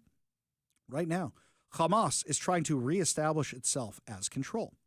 Palestinian tribes or clans are trying to get control of Gaza, whether for the reason of being the next top dog like Hamas or saying we've had enough of this insanity, we want peace, and Hamas is executing them. Where's the ceasefire now crowd? Haven't heard from them anywhere. This war will end when Hamas surrenders, when Hamas is disarmed. But apparently, Hamas doesn't want to disarm. So now, the Arab countries need to step up and do what they signed to do, which is disarm Hamas. The president was talking about this earlier today. I'm looking at what's happening, and that wasn't the deal that was made, and we'll see what happens. It's calmed down. It's a tough neighborhood. We know that. We have a commitment from them, and I assume they're going to honor that commitment. I hope they do. And I understand they brought back some additional bodies today. It's a rough deal when you think of it, right? Very rough. We have our hostages back completely. We were very lucky with that. But it's a tough situation. They brought back bodies today, as you probably know. But they also said they're going to behave. We're going to find out if they behave. If they behave, good. If they don't behave, we'll take care of it. Exactly right. If they don't behave, we'll take care of it. If Hamas surrenders, there's no more war. If Israel surrenders, there's no more Israel. It's as simple as that. Now, tonight, there's a debate in New York for the New York mayoral campaign. And you have Curtis Sliwa, who has no chance of winning. You have Andrew Cuomo, who has a slimmer but better chance of winning. And then you have Zoran Mamdani, who it looks like right now is going to win. Now, Zoran Mamdani did an interview with Fox News. And what was interesting was when they asked Zoran Mamdani if Hamas should disarm during this interview. Listen to what he said. So what is your response to what Hamas is doing now? I think those are bodies and remains that should absolutely be returned, and I think that I have no issue with critiquing Hamas or the Israeli government, because my critiques all come from a place of universal human rights. And my focus, however, is right here in New York City and transforming the most expensive city in America into one that's affordable for each and every New Yorker. But, okay, I want to get to that, absolutely. But do you believe that Hamas should lay down their weapons and leave the leadership in Gaza? I believe that any future here in New York City is one that we have to make sure that's affordable for all. And as it pertains to Israel and Palestine, that we have to ensure that there is peace. And that is the future that we have to fight for. But you won't say that Hamas should lay down their arms and give up leadership in Gaza. I don't really have opinions about the future of Hamas and Israel beyond the question of justice and safety and the fact that anything has to abide by international law. And that applies to Hamas, that applies to the Israeli military, applies to anyone you could ask me about. So he won't say that Hamas, the terrorist organization, should disarm. Does this surprise anybody? Of course not. Because this is the exact same guy who refuses to condemn the line globalize the Intifada. This is the exact same guy who rapped in his former career, who rapped about the Holy Land Five, who were convicted of what? Funneling money to Hamas. So, of course, he's not going to say they should disarm. This is the Democrat Party. In fact, the press secretary was calling this out earlier today. Proved that the Democrat Party's main constituency are made up of Hamas terrorists, illegal aliens, and violent criminals. That is who the Democrat Party is catering to, not the Trump administration and not the White House and not the Republican Party, who is standing up for law-abiding Americans, not just across the country, but around the world. And let's not forget, Zoran Mamdani isn't just a terror supporter. This is a guy who is also a full-scale communist. Communist. Would you like to hear about some of his plans for what he plans to do? And why is this important to you here in Seattle? You already know what it's like when a communist Marxist socialist runs for office. Not only is this going to sound familiar, but if he wins, what's going to happen is you're going to see his model copied across the country. So this isn't just something we need to be worried about because it's going to happen to America's largest city in the center of capitalism in America. We should worry about this because this is going to be the new Democrat method, what they think is the method for success. So a lot of individuals in this city pay more than 50% of their income in taxes. When you talk about a fair share, how much more than, what is the fair share? What's the number? I've said that we should increase personal income taxes by 2%. Is fair? And my point is this. Give up more than half of your income. That's if you're making $1 million in New York City, or more than that, you can afford to pay 2% more. And the reasons you can afford to do so is because that money will be used to better your quality of life as well. Yeah. Because when I speak to the wealthiest New Yorkers, I hear concerns about the cleanliness of the city, the quality of life in the city, questions of public safety. This money is the money that will be used to deliver on those things so that we can ensure that we have a return on investment for all of the money that we are raising and spending right here across the 5 boroughs. You know the problem with socialism, communism, is that eventually you run out of other people's money. He wants people to give more than half their income to the city of New York. Do you know why this is so important? And it's a little hard for Seattle people to understand, not because you guys are dumb or anything, but because Seattle geography is a little different. Let's say you commute to downtown Seattle to work. Odds are you probably also live in Seattle. You probably live in one of the suburbs because Seattle is very, very, very, very, very spread out. But in New York, you have the suburbs, you have Long Island, you have Westchester, you have all these places, and everybody commutes to New York City to work. You don't get to vote in New York City, just like you don't get to vote here in Seattle. You don't get to vote necessarily in Seattle if you're commuting from Bellevue or anywhere else. Or if you live in Seattle, you don't get to vote in Bellevue. It's the same kind of deal in New York. And I know a lot of people who are saying their jobs are going to be affected. And if their jobs are affected, they are moving out of New York. So what happens when all those people making all that money move out of New York? Well, eventually it's going to be the same thing that happens here when the tech companies move out. They're going to start coming after you for the taxes, just like the Seattle City Council, just like the Washington State Legislature. When the guy who owns Amazon leaves and takes his gajillions of dollars with him, who do they come after for the taxes? You. We just had the largest tax increase in Washington State history because everybody is fleeing Washington because they don't want to pay these insane taxes anymore. And what's the kind of stuff he wants to spend this money on? Let's take a look at the free buses issue just for a moment, because I know you said that the pilot project that you did was one of the biggest accomplishments of being an assemblyman. The Washington Post said this in an editorial about this. Quality inevitably declines when a service is offered for free. Vagrants and drug addicts would camp out all day on New York's buses, especially in the winter. Parents would grow afraid to let their children ride alone. Wealthier residents would find another way to get around, but poor New Yorkers who depend on the bus would suffer the most. What do you say to that? Do you agree with that? Well, I would say that they should actually look at the report of the 5 free buses we delivered across New York City. Yeah, the Washington Post is not in my little black book of the right-wing media conspiracy. In fact, they're definitely on the other side of the aisle. But the Washington Post is saying how this program is a failure. We've had cities that tried this, and it was a failure. Look at Seattle. Look at Seattle during COVID. What happened when you made everything free for all them homeless people during COVID? They were sleeping on the light rail. They were sleeping on the buses. The buses got fleas and got lice. The meth content of the air, the fentanyl content of the air went through the roof.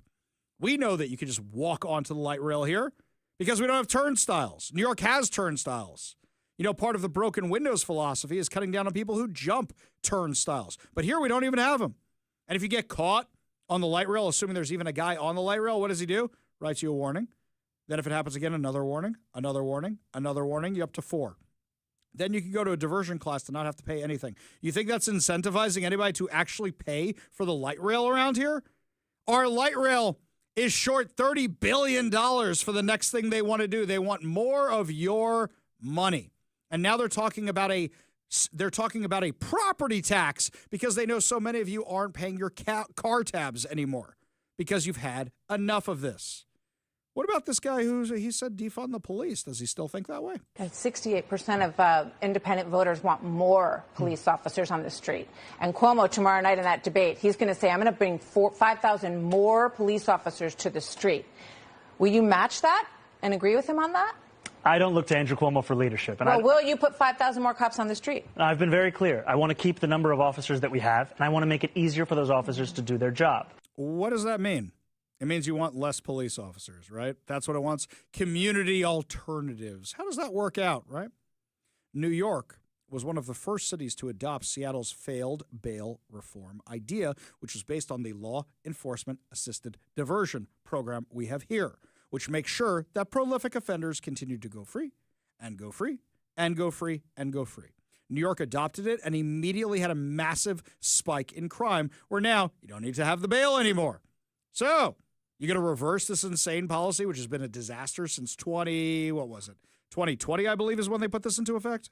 64-year-old Nicola Tanzi, who was a church leader, a pillar in his community, was brutally beaten to death. I tried to watch this video in preparation. It's very hard to watch. In a subway station in Brooklyn. 25-year-old David Mazarregos had a 20-inch sword. He's the suspect in this case. He was out.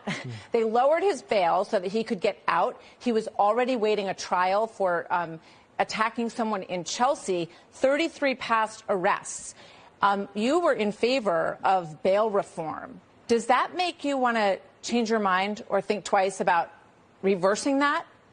This is a horrific incident, and it's the same video that I saw. And it's one that horrifies New Yorkers across the 5 boroughs, and it's completely unacceptable. And what it makes me think about is the necessity of providing public safety in our New York City subway system and across the 5 boroughs. And also, how do we end the revolving door? Because when you look further into the case of whether this individual or so many individuals, especially those suffering from mental health issues, what we find is so often the only mental health system that we have that's functioning in the city is Rikers Island. Hang on. So let me make sure I got this right. You don't want to have more cops on the streets. You don't want to end this bail stupidity where people don't have to pay bail anymore. And you expect crime to get better. You want to end the revolving door justice thing. How's that going to happen when you keep releasing prolific offenders time after time after time after time? Well, for the guy who supports terrorism, the guy who supports an organization that wants the end of America, it sounds like you're talking about ending America's largest city. This guy is totally the Manchurian Candidate type. This is a guy who doesn't want New York to be successful. He wants New York to be a disaster. I was having a meal with somebody I haven't seen in a really long time. And they're living in New York right now. They're from Seattle. But when I was having this discussion with them, and I said, are you voting here or are you voting there? And they said, well, I wish I was voting there because then I could vote for Mamdani. My jaw almost hit the floor. My jaw almost hit the floor. That's suicidal empathy that God Sod talks about all the time. You want to vote for this lunatic? Why? On what basis? But that's the left. That is the left. Mamdani was on The View last week. This anti-Semitic, pro-Hamas communist goes on The View, and listen to the welcome he gets. Welcome back. Zoran Mamdani has been a political lightning rod since pulling off a stunning victory in the New York City mayoral primary, winning the Democratic nomination with more votes than any candidate in the city's history. His grassroots campaign and social progressive message is resonating beyond the borders of New York, and even has, the White House calling him out. So please welcome New York State Assemblyman and Democratic mayoral candidate Zoran Mamdani.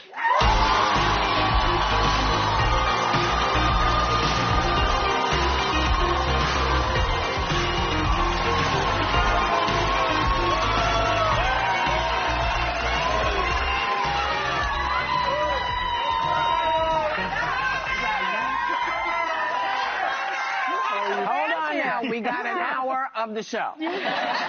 So y'all gonna have to calm down so we can talk to you. Okay. Well, you You're certainly have some fans here, Assemblyman. That's a self-described communist Hamas supporter walking onto a set of a TV show in New York, and they're all cheering for him. They're all, not a single boo. I didn't hear a single boo. Nothing at all. They're all cheering for this guy. Less than a quarter century after 9/11, this is who New York is about to elect. A guy who supports Hamas, a guy who wants to defund the police, a guy who wants to redistribute wealth, a guy who wants to release as many prolific offenders as he can. This is who New York City is about to elect. You thought they would have had enough with de Blasio. And mark my words, we know this in Seattle. When one communist is successful, when one socialist is successful, they are followed by more and more and more. What happened when Kishama Sawant won? You got yourself a Teresa Mosqueda. You got yourself an Alexis Mercedes Rinke. You got yourself a Tammy Morales. That's what happens. They follow the exact same model because the same people will vote for them again and again and again. And this is what is going to happen around the country. And you're not going to have a Republican Party and a Democrat Party anymore. What you're going to have is the Hamas Party, or whatever far-left craziness you've got there, Sharia law Islamic Party, and then you've got common sense, everybody else who's on the other side. This is what is at stake here. For our New York listeners who are listening to the show, you got to make sure you're registered. If you're not registered, you got to do it right away. And you got to make sure you vote against this guy. What I'm concerned about is that everybody has been bashing this guy so much, it's like the parental advisory warning label on the CDs in the 90s. As soon as you slapped that on one of those things, we all went out and bought it. Ooh, it's edgy, it's fun, it's cool. And unfortunately, that's the Mamdani effect. And you're going to see people copying his model and replicating it across the U.S. We're here in Seattle. We are survivors of his model. It's an absolute disaster, and we're about to double down and do it again. That's the problem with a guy like Mamdani. Lots more to discuss as the show continues, my friends. When we come back, we're going to catch you up on what's going on with this humpy salmon craze out at the Mariners. Had to study and learn about this. But first, Todd Herman's Daily Thoughtcast right now on the Ari Hoffman Show.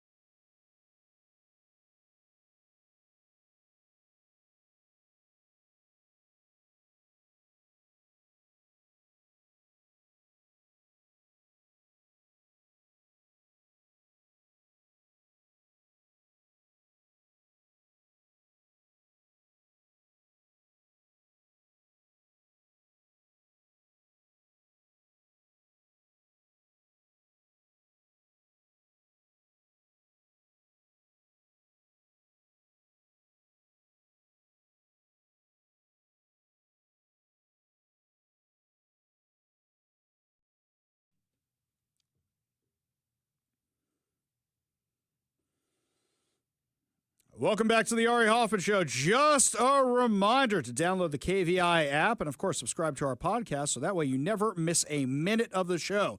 Also, check out KVI.com. Got all new content up there. You can also stream the show over there. And in addition to that, we're going to be posting my election picks soon. So if you need a little help filling out your election ballots where you just go, there is nobody to vote for, we can help you out over there. That's at KVI.com. All right. I'm a baseball fan, but I'm not so up on the mascot culture. I know the big mascots. I know the Phillies have the Philly Fanatic. I know the Mets have Mr. Met. I know there's other mascots out there. I did not know what a humpy salmon was. I did not know about this whole thing, and I go to a lot of Mariners games. I had season tickets to the Mariners last year and the year before because of the All-Star game. I went to Mariners games for years. I had no idea what this was. I really had no clue. And now there's like a press release going out about it. Well, and this isn't even a Ari's a clueless transplant type of thing. I mean, like we've litigated that in other contexts. This is not one of those. Yesterday, I was seeing that Humpy the fish was on top of the Space Needle with the Mariner moose. And I say to a bustling newsroom, I'm like, what the heck is a humpy? And then one of my colleagues that may be anonymous for this telling of the story turns around, like the way that I jump on you, Ari, about your transplant stuff. He's like, what do you mean you don't know what humpy is? And I'm like, I have no idea. And then he tags in a cohort from the news. Ladies and gentlemen, the news saying like, how long have you lived here? As if this is like a long-standing thing. Turns out this humpy fish thing only goes back 2 seasons. That's it. 2 seasons. That's it. And it's like, and they're treating me like I treat you with the, like, how dare you not know the Ballad of Humpy the Fish? Okay. I'm sorry. Let's go through this for a second. Correct me if I'm wrong at any point. They have these fish run the outfield during the games, right? Yeah, it's similar to like the hydro races or the ball thing, follow the ball or whatever. It's a game. You know, you get like these people in these elaborate fish costumes that run around the warning track and it's a race and apparently Humpy never wins. Okay. Do we know the names of the boats for the hydroplane races? I know one's like a casino and one's something else. I don't know which one's which. It's red, green, or blue or whatever it is, right? I don't know which one's which. Do the baseball hats have names? Of course not. And in fact, when do most people go to the bathroom? During the crazy things that are happening in between games. People getting mad at us that we don't know what this is. First of all, we're there to see the baseball. But second of all, I compare this more to what happened with the Mets last season with, what's his face? Grimace. Nothing could kill the Grimace. There you go, except for this Mets season. So what happens, except for the pride flag? That's a whole nother discussion. So what happens? Last year, Grimace throws out the first pitch. Grimace from McDonald's throws out the first pitch as a promotional thing at the Mets game. And somebody notices that since Grimace throws out the first pitch, the Mets don't lose. They just keep winning and winning. And they started calling it the Grimace era, and they built up this whole thing. And people just thought it was some kind of promotion with McDonald's. But then when they started really embracing Grimace, Grimace shows off to the playoffs. They got a seat for him painted in the outfield. That's when they blew the playoffs. Mike, what happens last night? They fully embrace the Humpy and they get killed. Yeah, so basically where the legend begins. Oh, let's see. I think Hank has something to say about that. The legend begins right here. Thank you, Hank. Come on. Exactly. So basically this Humpy thing starts during that 15-inning marathon, and basically Humpy never wins. So, but that game went on long enough to where they did a second 7th-inning stretch. So Humpy's running his heart out, and something happens with the other fishes. I don't know if this was staged or not, but Humpy breaks through. Humpy breaks his 162 losing streak at the salmon races. Now, and then the Mariners proceed to win that game. I wouldn't say they dominated. They just broke the tie successfully. Sure. Finally, mercifully. Talk about needing a mercy rule. Goodness.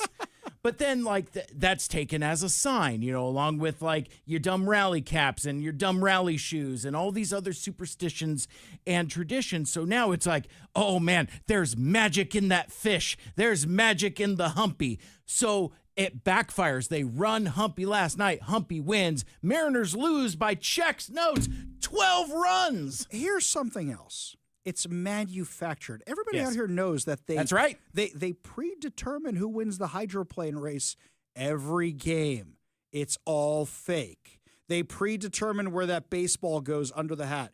You think they're not predetermining which fish runs this thing? So when you try to make that a thing, which is manufactured, that's right. It doesn't, especially the second time you're doing it in a seventh inning stretch. Guys, come on. And then coming down on people like me and Mike who don't know what a humpy salmon is.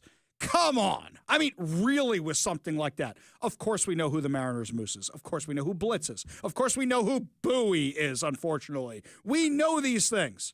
I don't know. What's the name of the Tacoma Rainiers mascot? They got like a mini moose. Rhubarb. Rhubarb. Okay. Sorry I don't know that, and Yeah. I've even been out to their games before. But you expect me to know the name of the fish that's running in the outfield? Sorry I missed the Ballad of the Humpy. And they don't even show it on TV. That's what I was arguing with Zach about. Yeah. Oh yeah, I just dropped that dude's identity. But I was to keep just you sold out anonymous. young Sorry, Zach. buddy. Oh, But yeah, no, he's just like, well, yeah, no, they run this during the seventh inning stretch. I'm like, is it on TV? And he's like, well, no, you'd have to be there at the game. I'm like, so how would I know then? Right. And then there's the political spin on this. Oh, here we go. Why are we discussing sports? To show you that if we didn't have politics, we'd be a sports show. But here's something else here.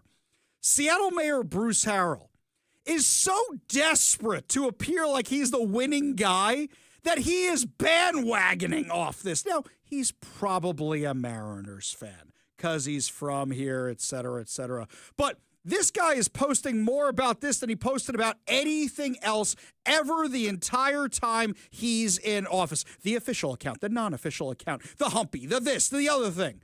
Dude, we know somebody else is running your social media because you can't form a coherent sentence. There's no way you're actually typing any of these things out. But now you're talking about a community rally at City Hall for Humpy and for the Mariners. Okay, I have admitted to being a bandwagon fan because I think it's fun.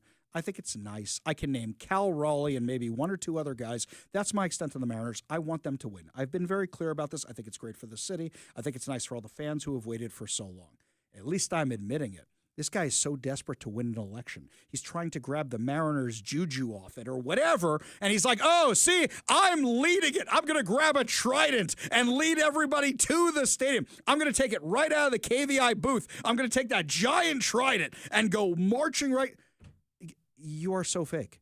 You are so fake. But here's something else, Brucey. If they lose, you get the credit for that too. Because you put yourself out front on it now of all times because it's popular. You are the worst kind of bandwagon fan. And this is worse. You know what? This is worse. You could tell when a mayor is actually caring about these things and actually involved. You've seen it. You've seen it before. This just feels manufactured. Like Humpy. Like Bruce Harrell's campaign. Like everything, it just feels manufactured and it feels disingenuous. The whole thing is just bothering me at this point. And I'm not saying it's going to stop me from cheering for the Mariners. The Mariners are like, I don't even know what's going on over here. I'm just here to win a baseball game. We want the Mariners to win. We do. But now it's political, and now it's ridiculous, insane, et cetera, et cetera, et cetera, et cetera. Hopefully the Mariners actually win tonight, and we can celebrate that as opposed to this humpy nonsense or anything else. Also, public service announcement. Stop putting shoes on your head. I know where you walk to get to the stadium. Gross. I was at dinner last night, and I'm like, why do they have shoes on their head? That's disgusting. I see where you walk. I mean, it's like, I think you'd have better luck with the unpermitted, undocumented hot dog carts than you would putting shoes on your head after walking through Union Station. No, thank you. Yeah, I walked through Pioneer Square to get here. I took the light rail to get here. Let me put the shoe on my head of where the homeless guy peed on the ground before I got here. That makes no sense, people. You want to turn your hats inside out or anything else? Fine. But putting your shoes on your head? Okay, there's a lot of this culture I don't understand yet. Lots more to discuss as the show continues. Big win for the First Amendment here locally. Sets the Democrats back on their heels and undoes Ferguson's wild agenda. We'll give you all details when we come back. You're listening to the Ari Hoffman Show on Talk Radio 570 KBI.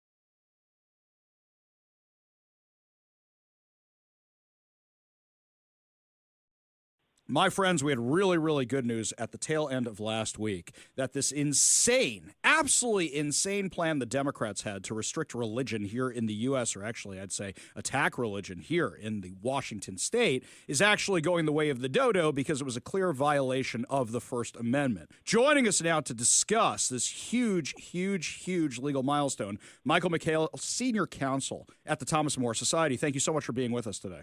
Thanks so much for having me. Great to be here. Such a pleasure. Now let's start from the beginning. Basically what this boils down to is the Democrats wanted priests to break the seal of the confessional, which is a huge, huge deal. They can get defrocked for something like that. And I understand they have an issue where they wanted them to be mandated reporters for anything that's going on, but this doesn't seem to address the problem. It just seemed like an attack on religion. Am I reading this correct?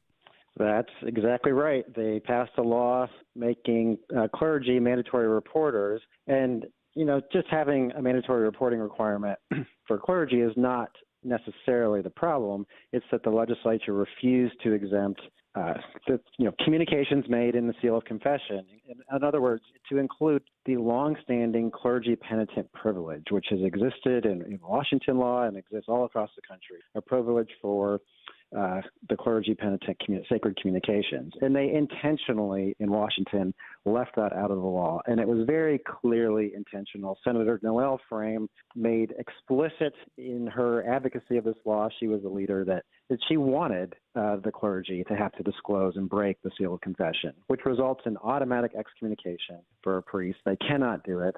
And if they refuse to do it, this law would require them to go to jail for up to 364 days for each violation. So this was just a blatant attack on religion, just like Senator Frame wanted. Now, we had Senator Frame on the show. She hasn't been back since. But we had her on the show, and we said, this is a clear violation of the First Amendment, and what problem are you trying to solve? Now, if we're going back in time and talking about the issues the Catholic Church used to have with what was going on inside the priesthood, okay, but this doesn't address that. And also, there are other ways of addressing these issues. It seemed like this was a blatant attack, and when I called her out on it, she just said, well, I was a victim of whatever when I was younger. And I said, I'm sorry. That's tragic. That's awful. You don't get to tear up the Constitution because of that. That's exactly right. We made the same argument. We filed a brief on behalf of Bishop Robert Barron. He's sort of a thought leader in the Catholic Church, Bishop of the Diocese of Winona, Rochester in Minnesota. He'd previously been a bishop in Los Angeles. But we made that exact point that even though Senator Frame said in her testimonies that this was a result of reports about clergy sex abuse, this law has nothing to do with that. It just does not get at that issue whatsoever.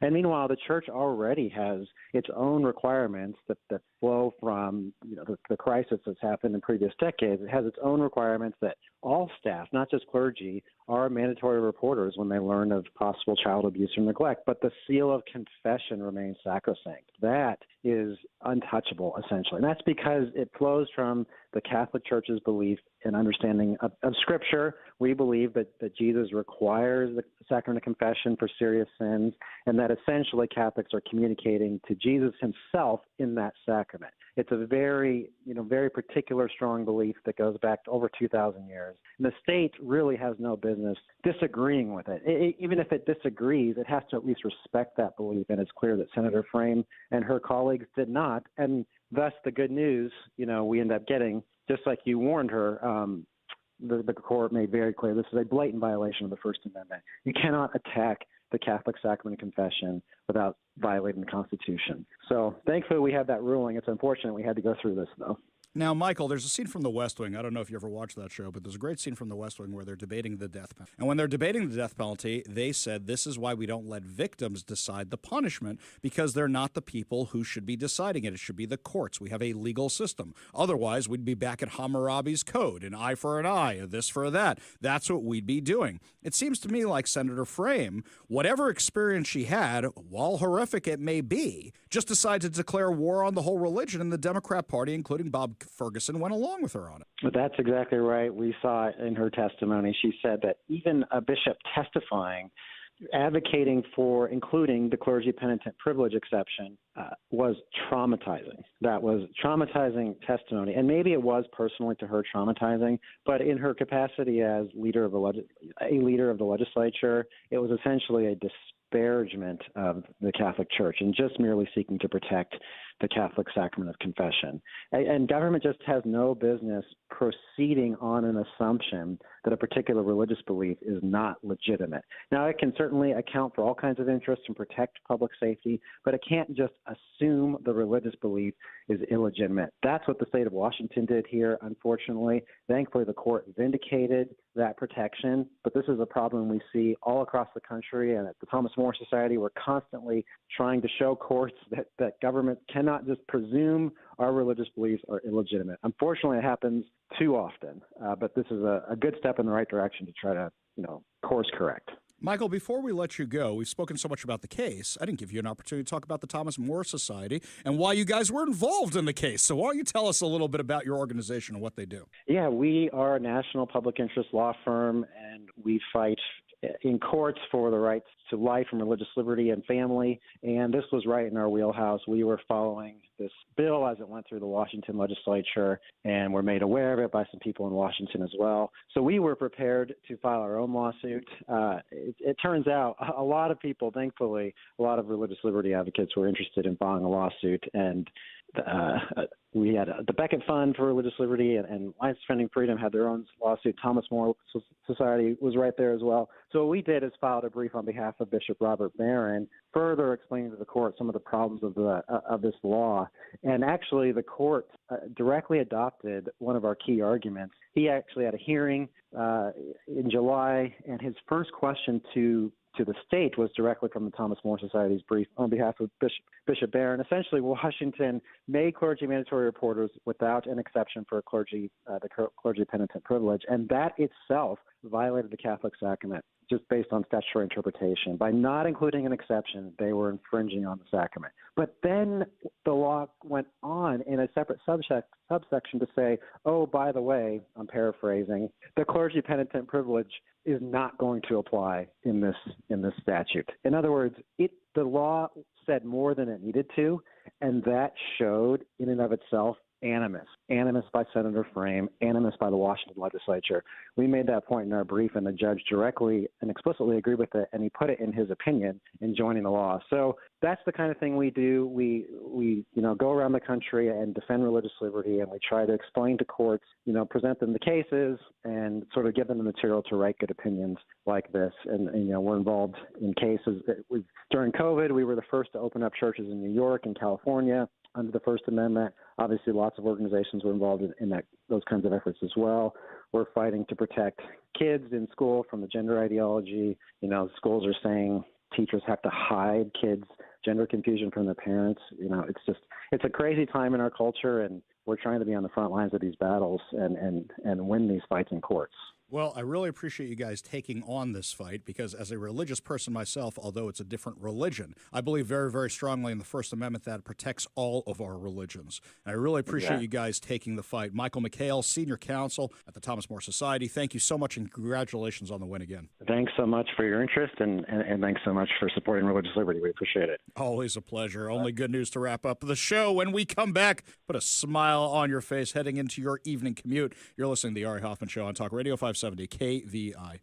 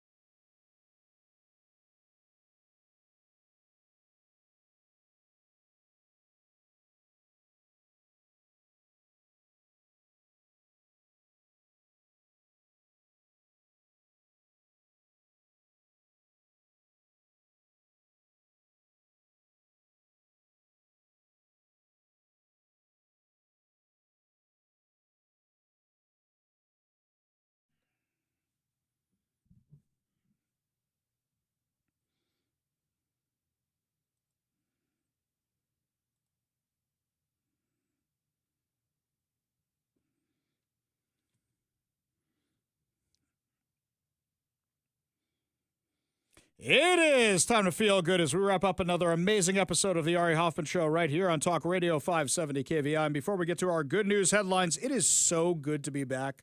I am one of the very lucky people who enjoys his job, and I love being here. And don't get me wrong, I love the Jewish holidays, but I love being here.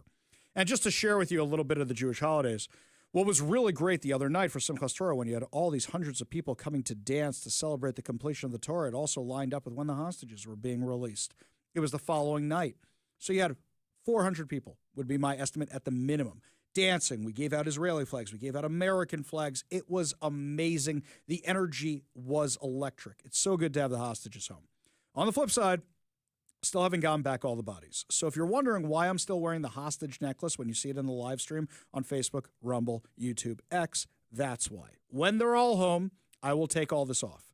And my wife actually had the idea. She said, why don't we send them all to some Jewish museum and they collect all of them to show how many people are praying for this, which I thought was a really, really nice idea. I can't wait for the day where I can finally take this thing off. But until they're all home, not going to do it. Other good news. Here's what we got going on here. Right here, Voodoo Donuts is opening a Bellevue location. Gee, Mike, why do you think they didn't open in Seattle? Scratch my head a little bit there. According to downtownbellevue.com, Voodoo Donuts is set to open its first Bellevue location on Main Street this Sunday with a ribbon-cutting ceremony scheduled for 8 a.m. This is the company's 25th location nationwide. The Bellevue storefront previously housed Rudy's Barber Shop, which closed in September after receiving an eviction notice. Rudy's had operated the address since 2014 and was a longtime fixture of Old Bellevue's Main Street. Are they part of that chain, Rudy's? There's one near my house. I didn't like going there. I went there once or twice, did not like it. Went there in a pinch, didn't even like it. Not my jam. To celebrate its grand opening, Voodoo Donut will give the first 25 guests in line a free Voodoo dozen or vegan dozen.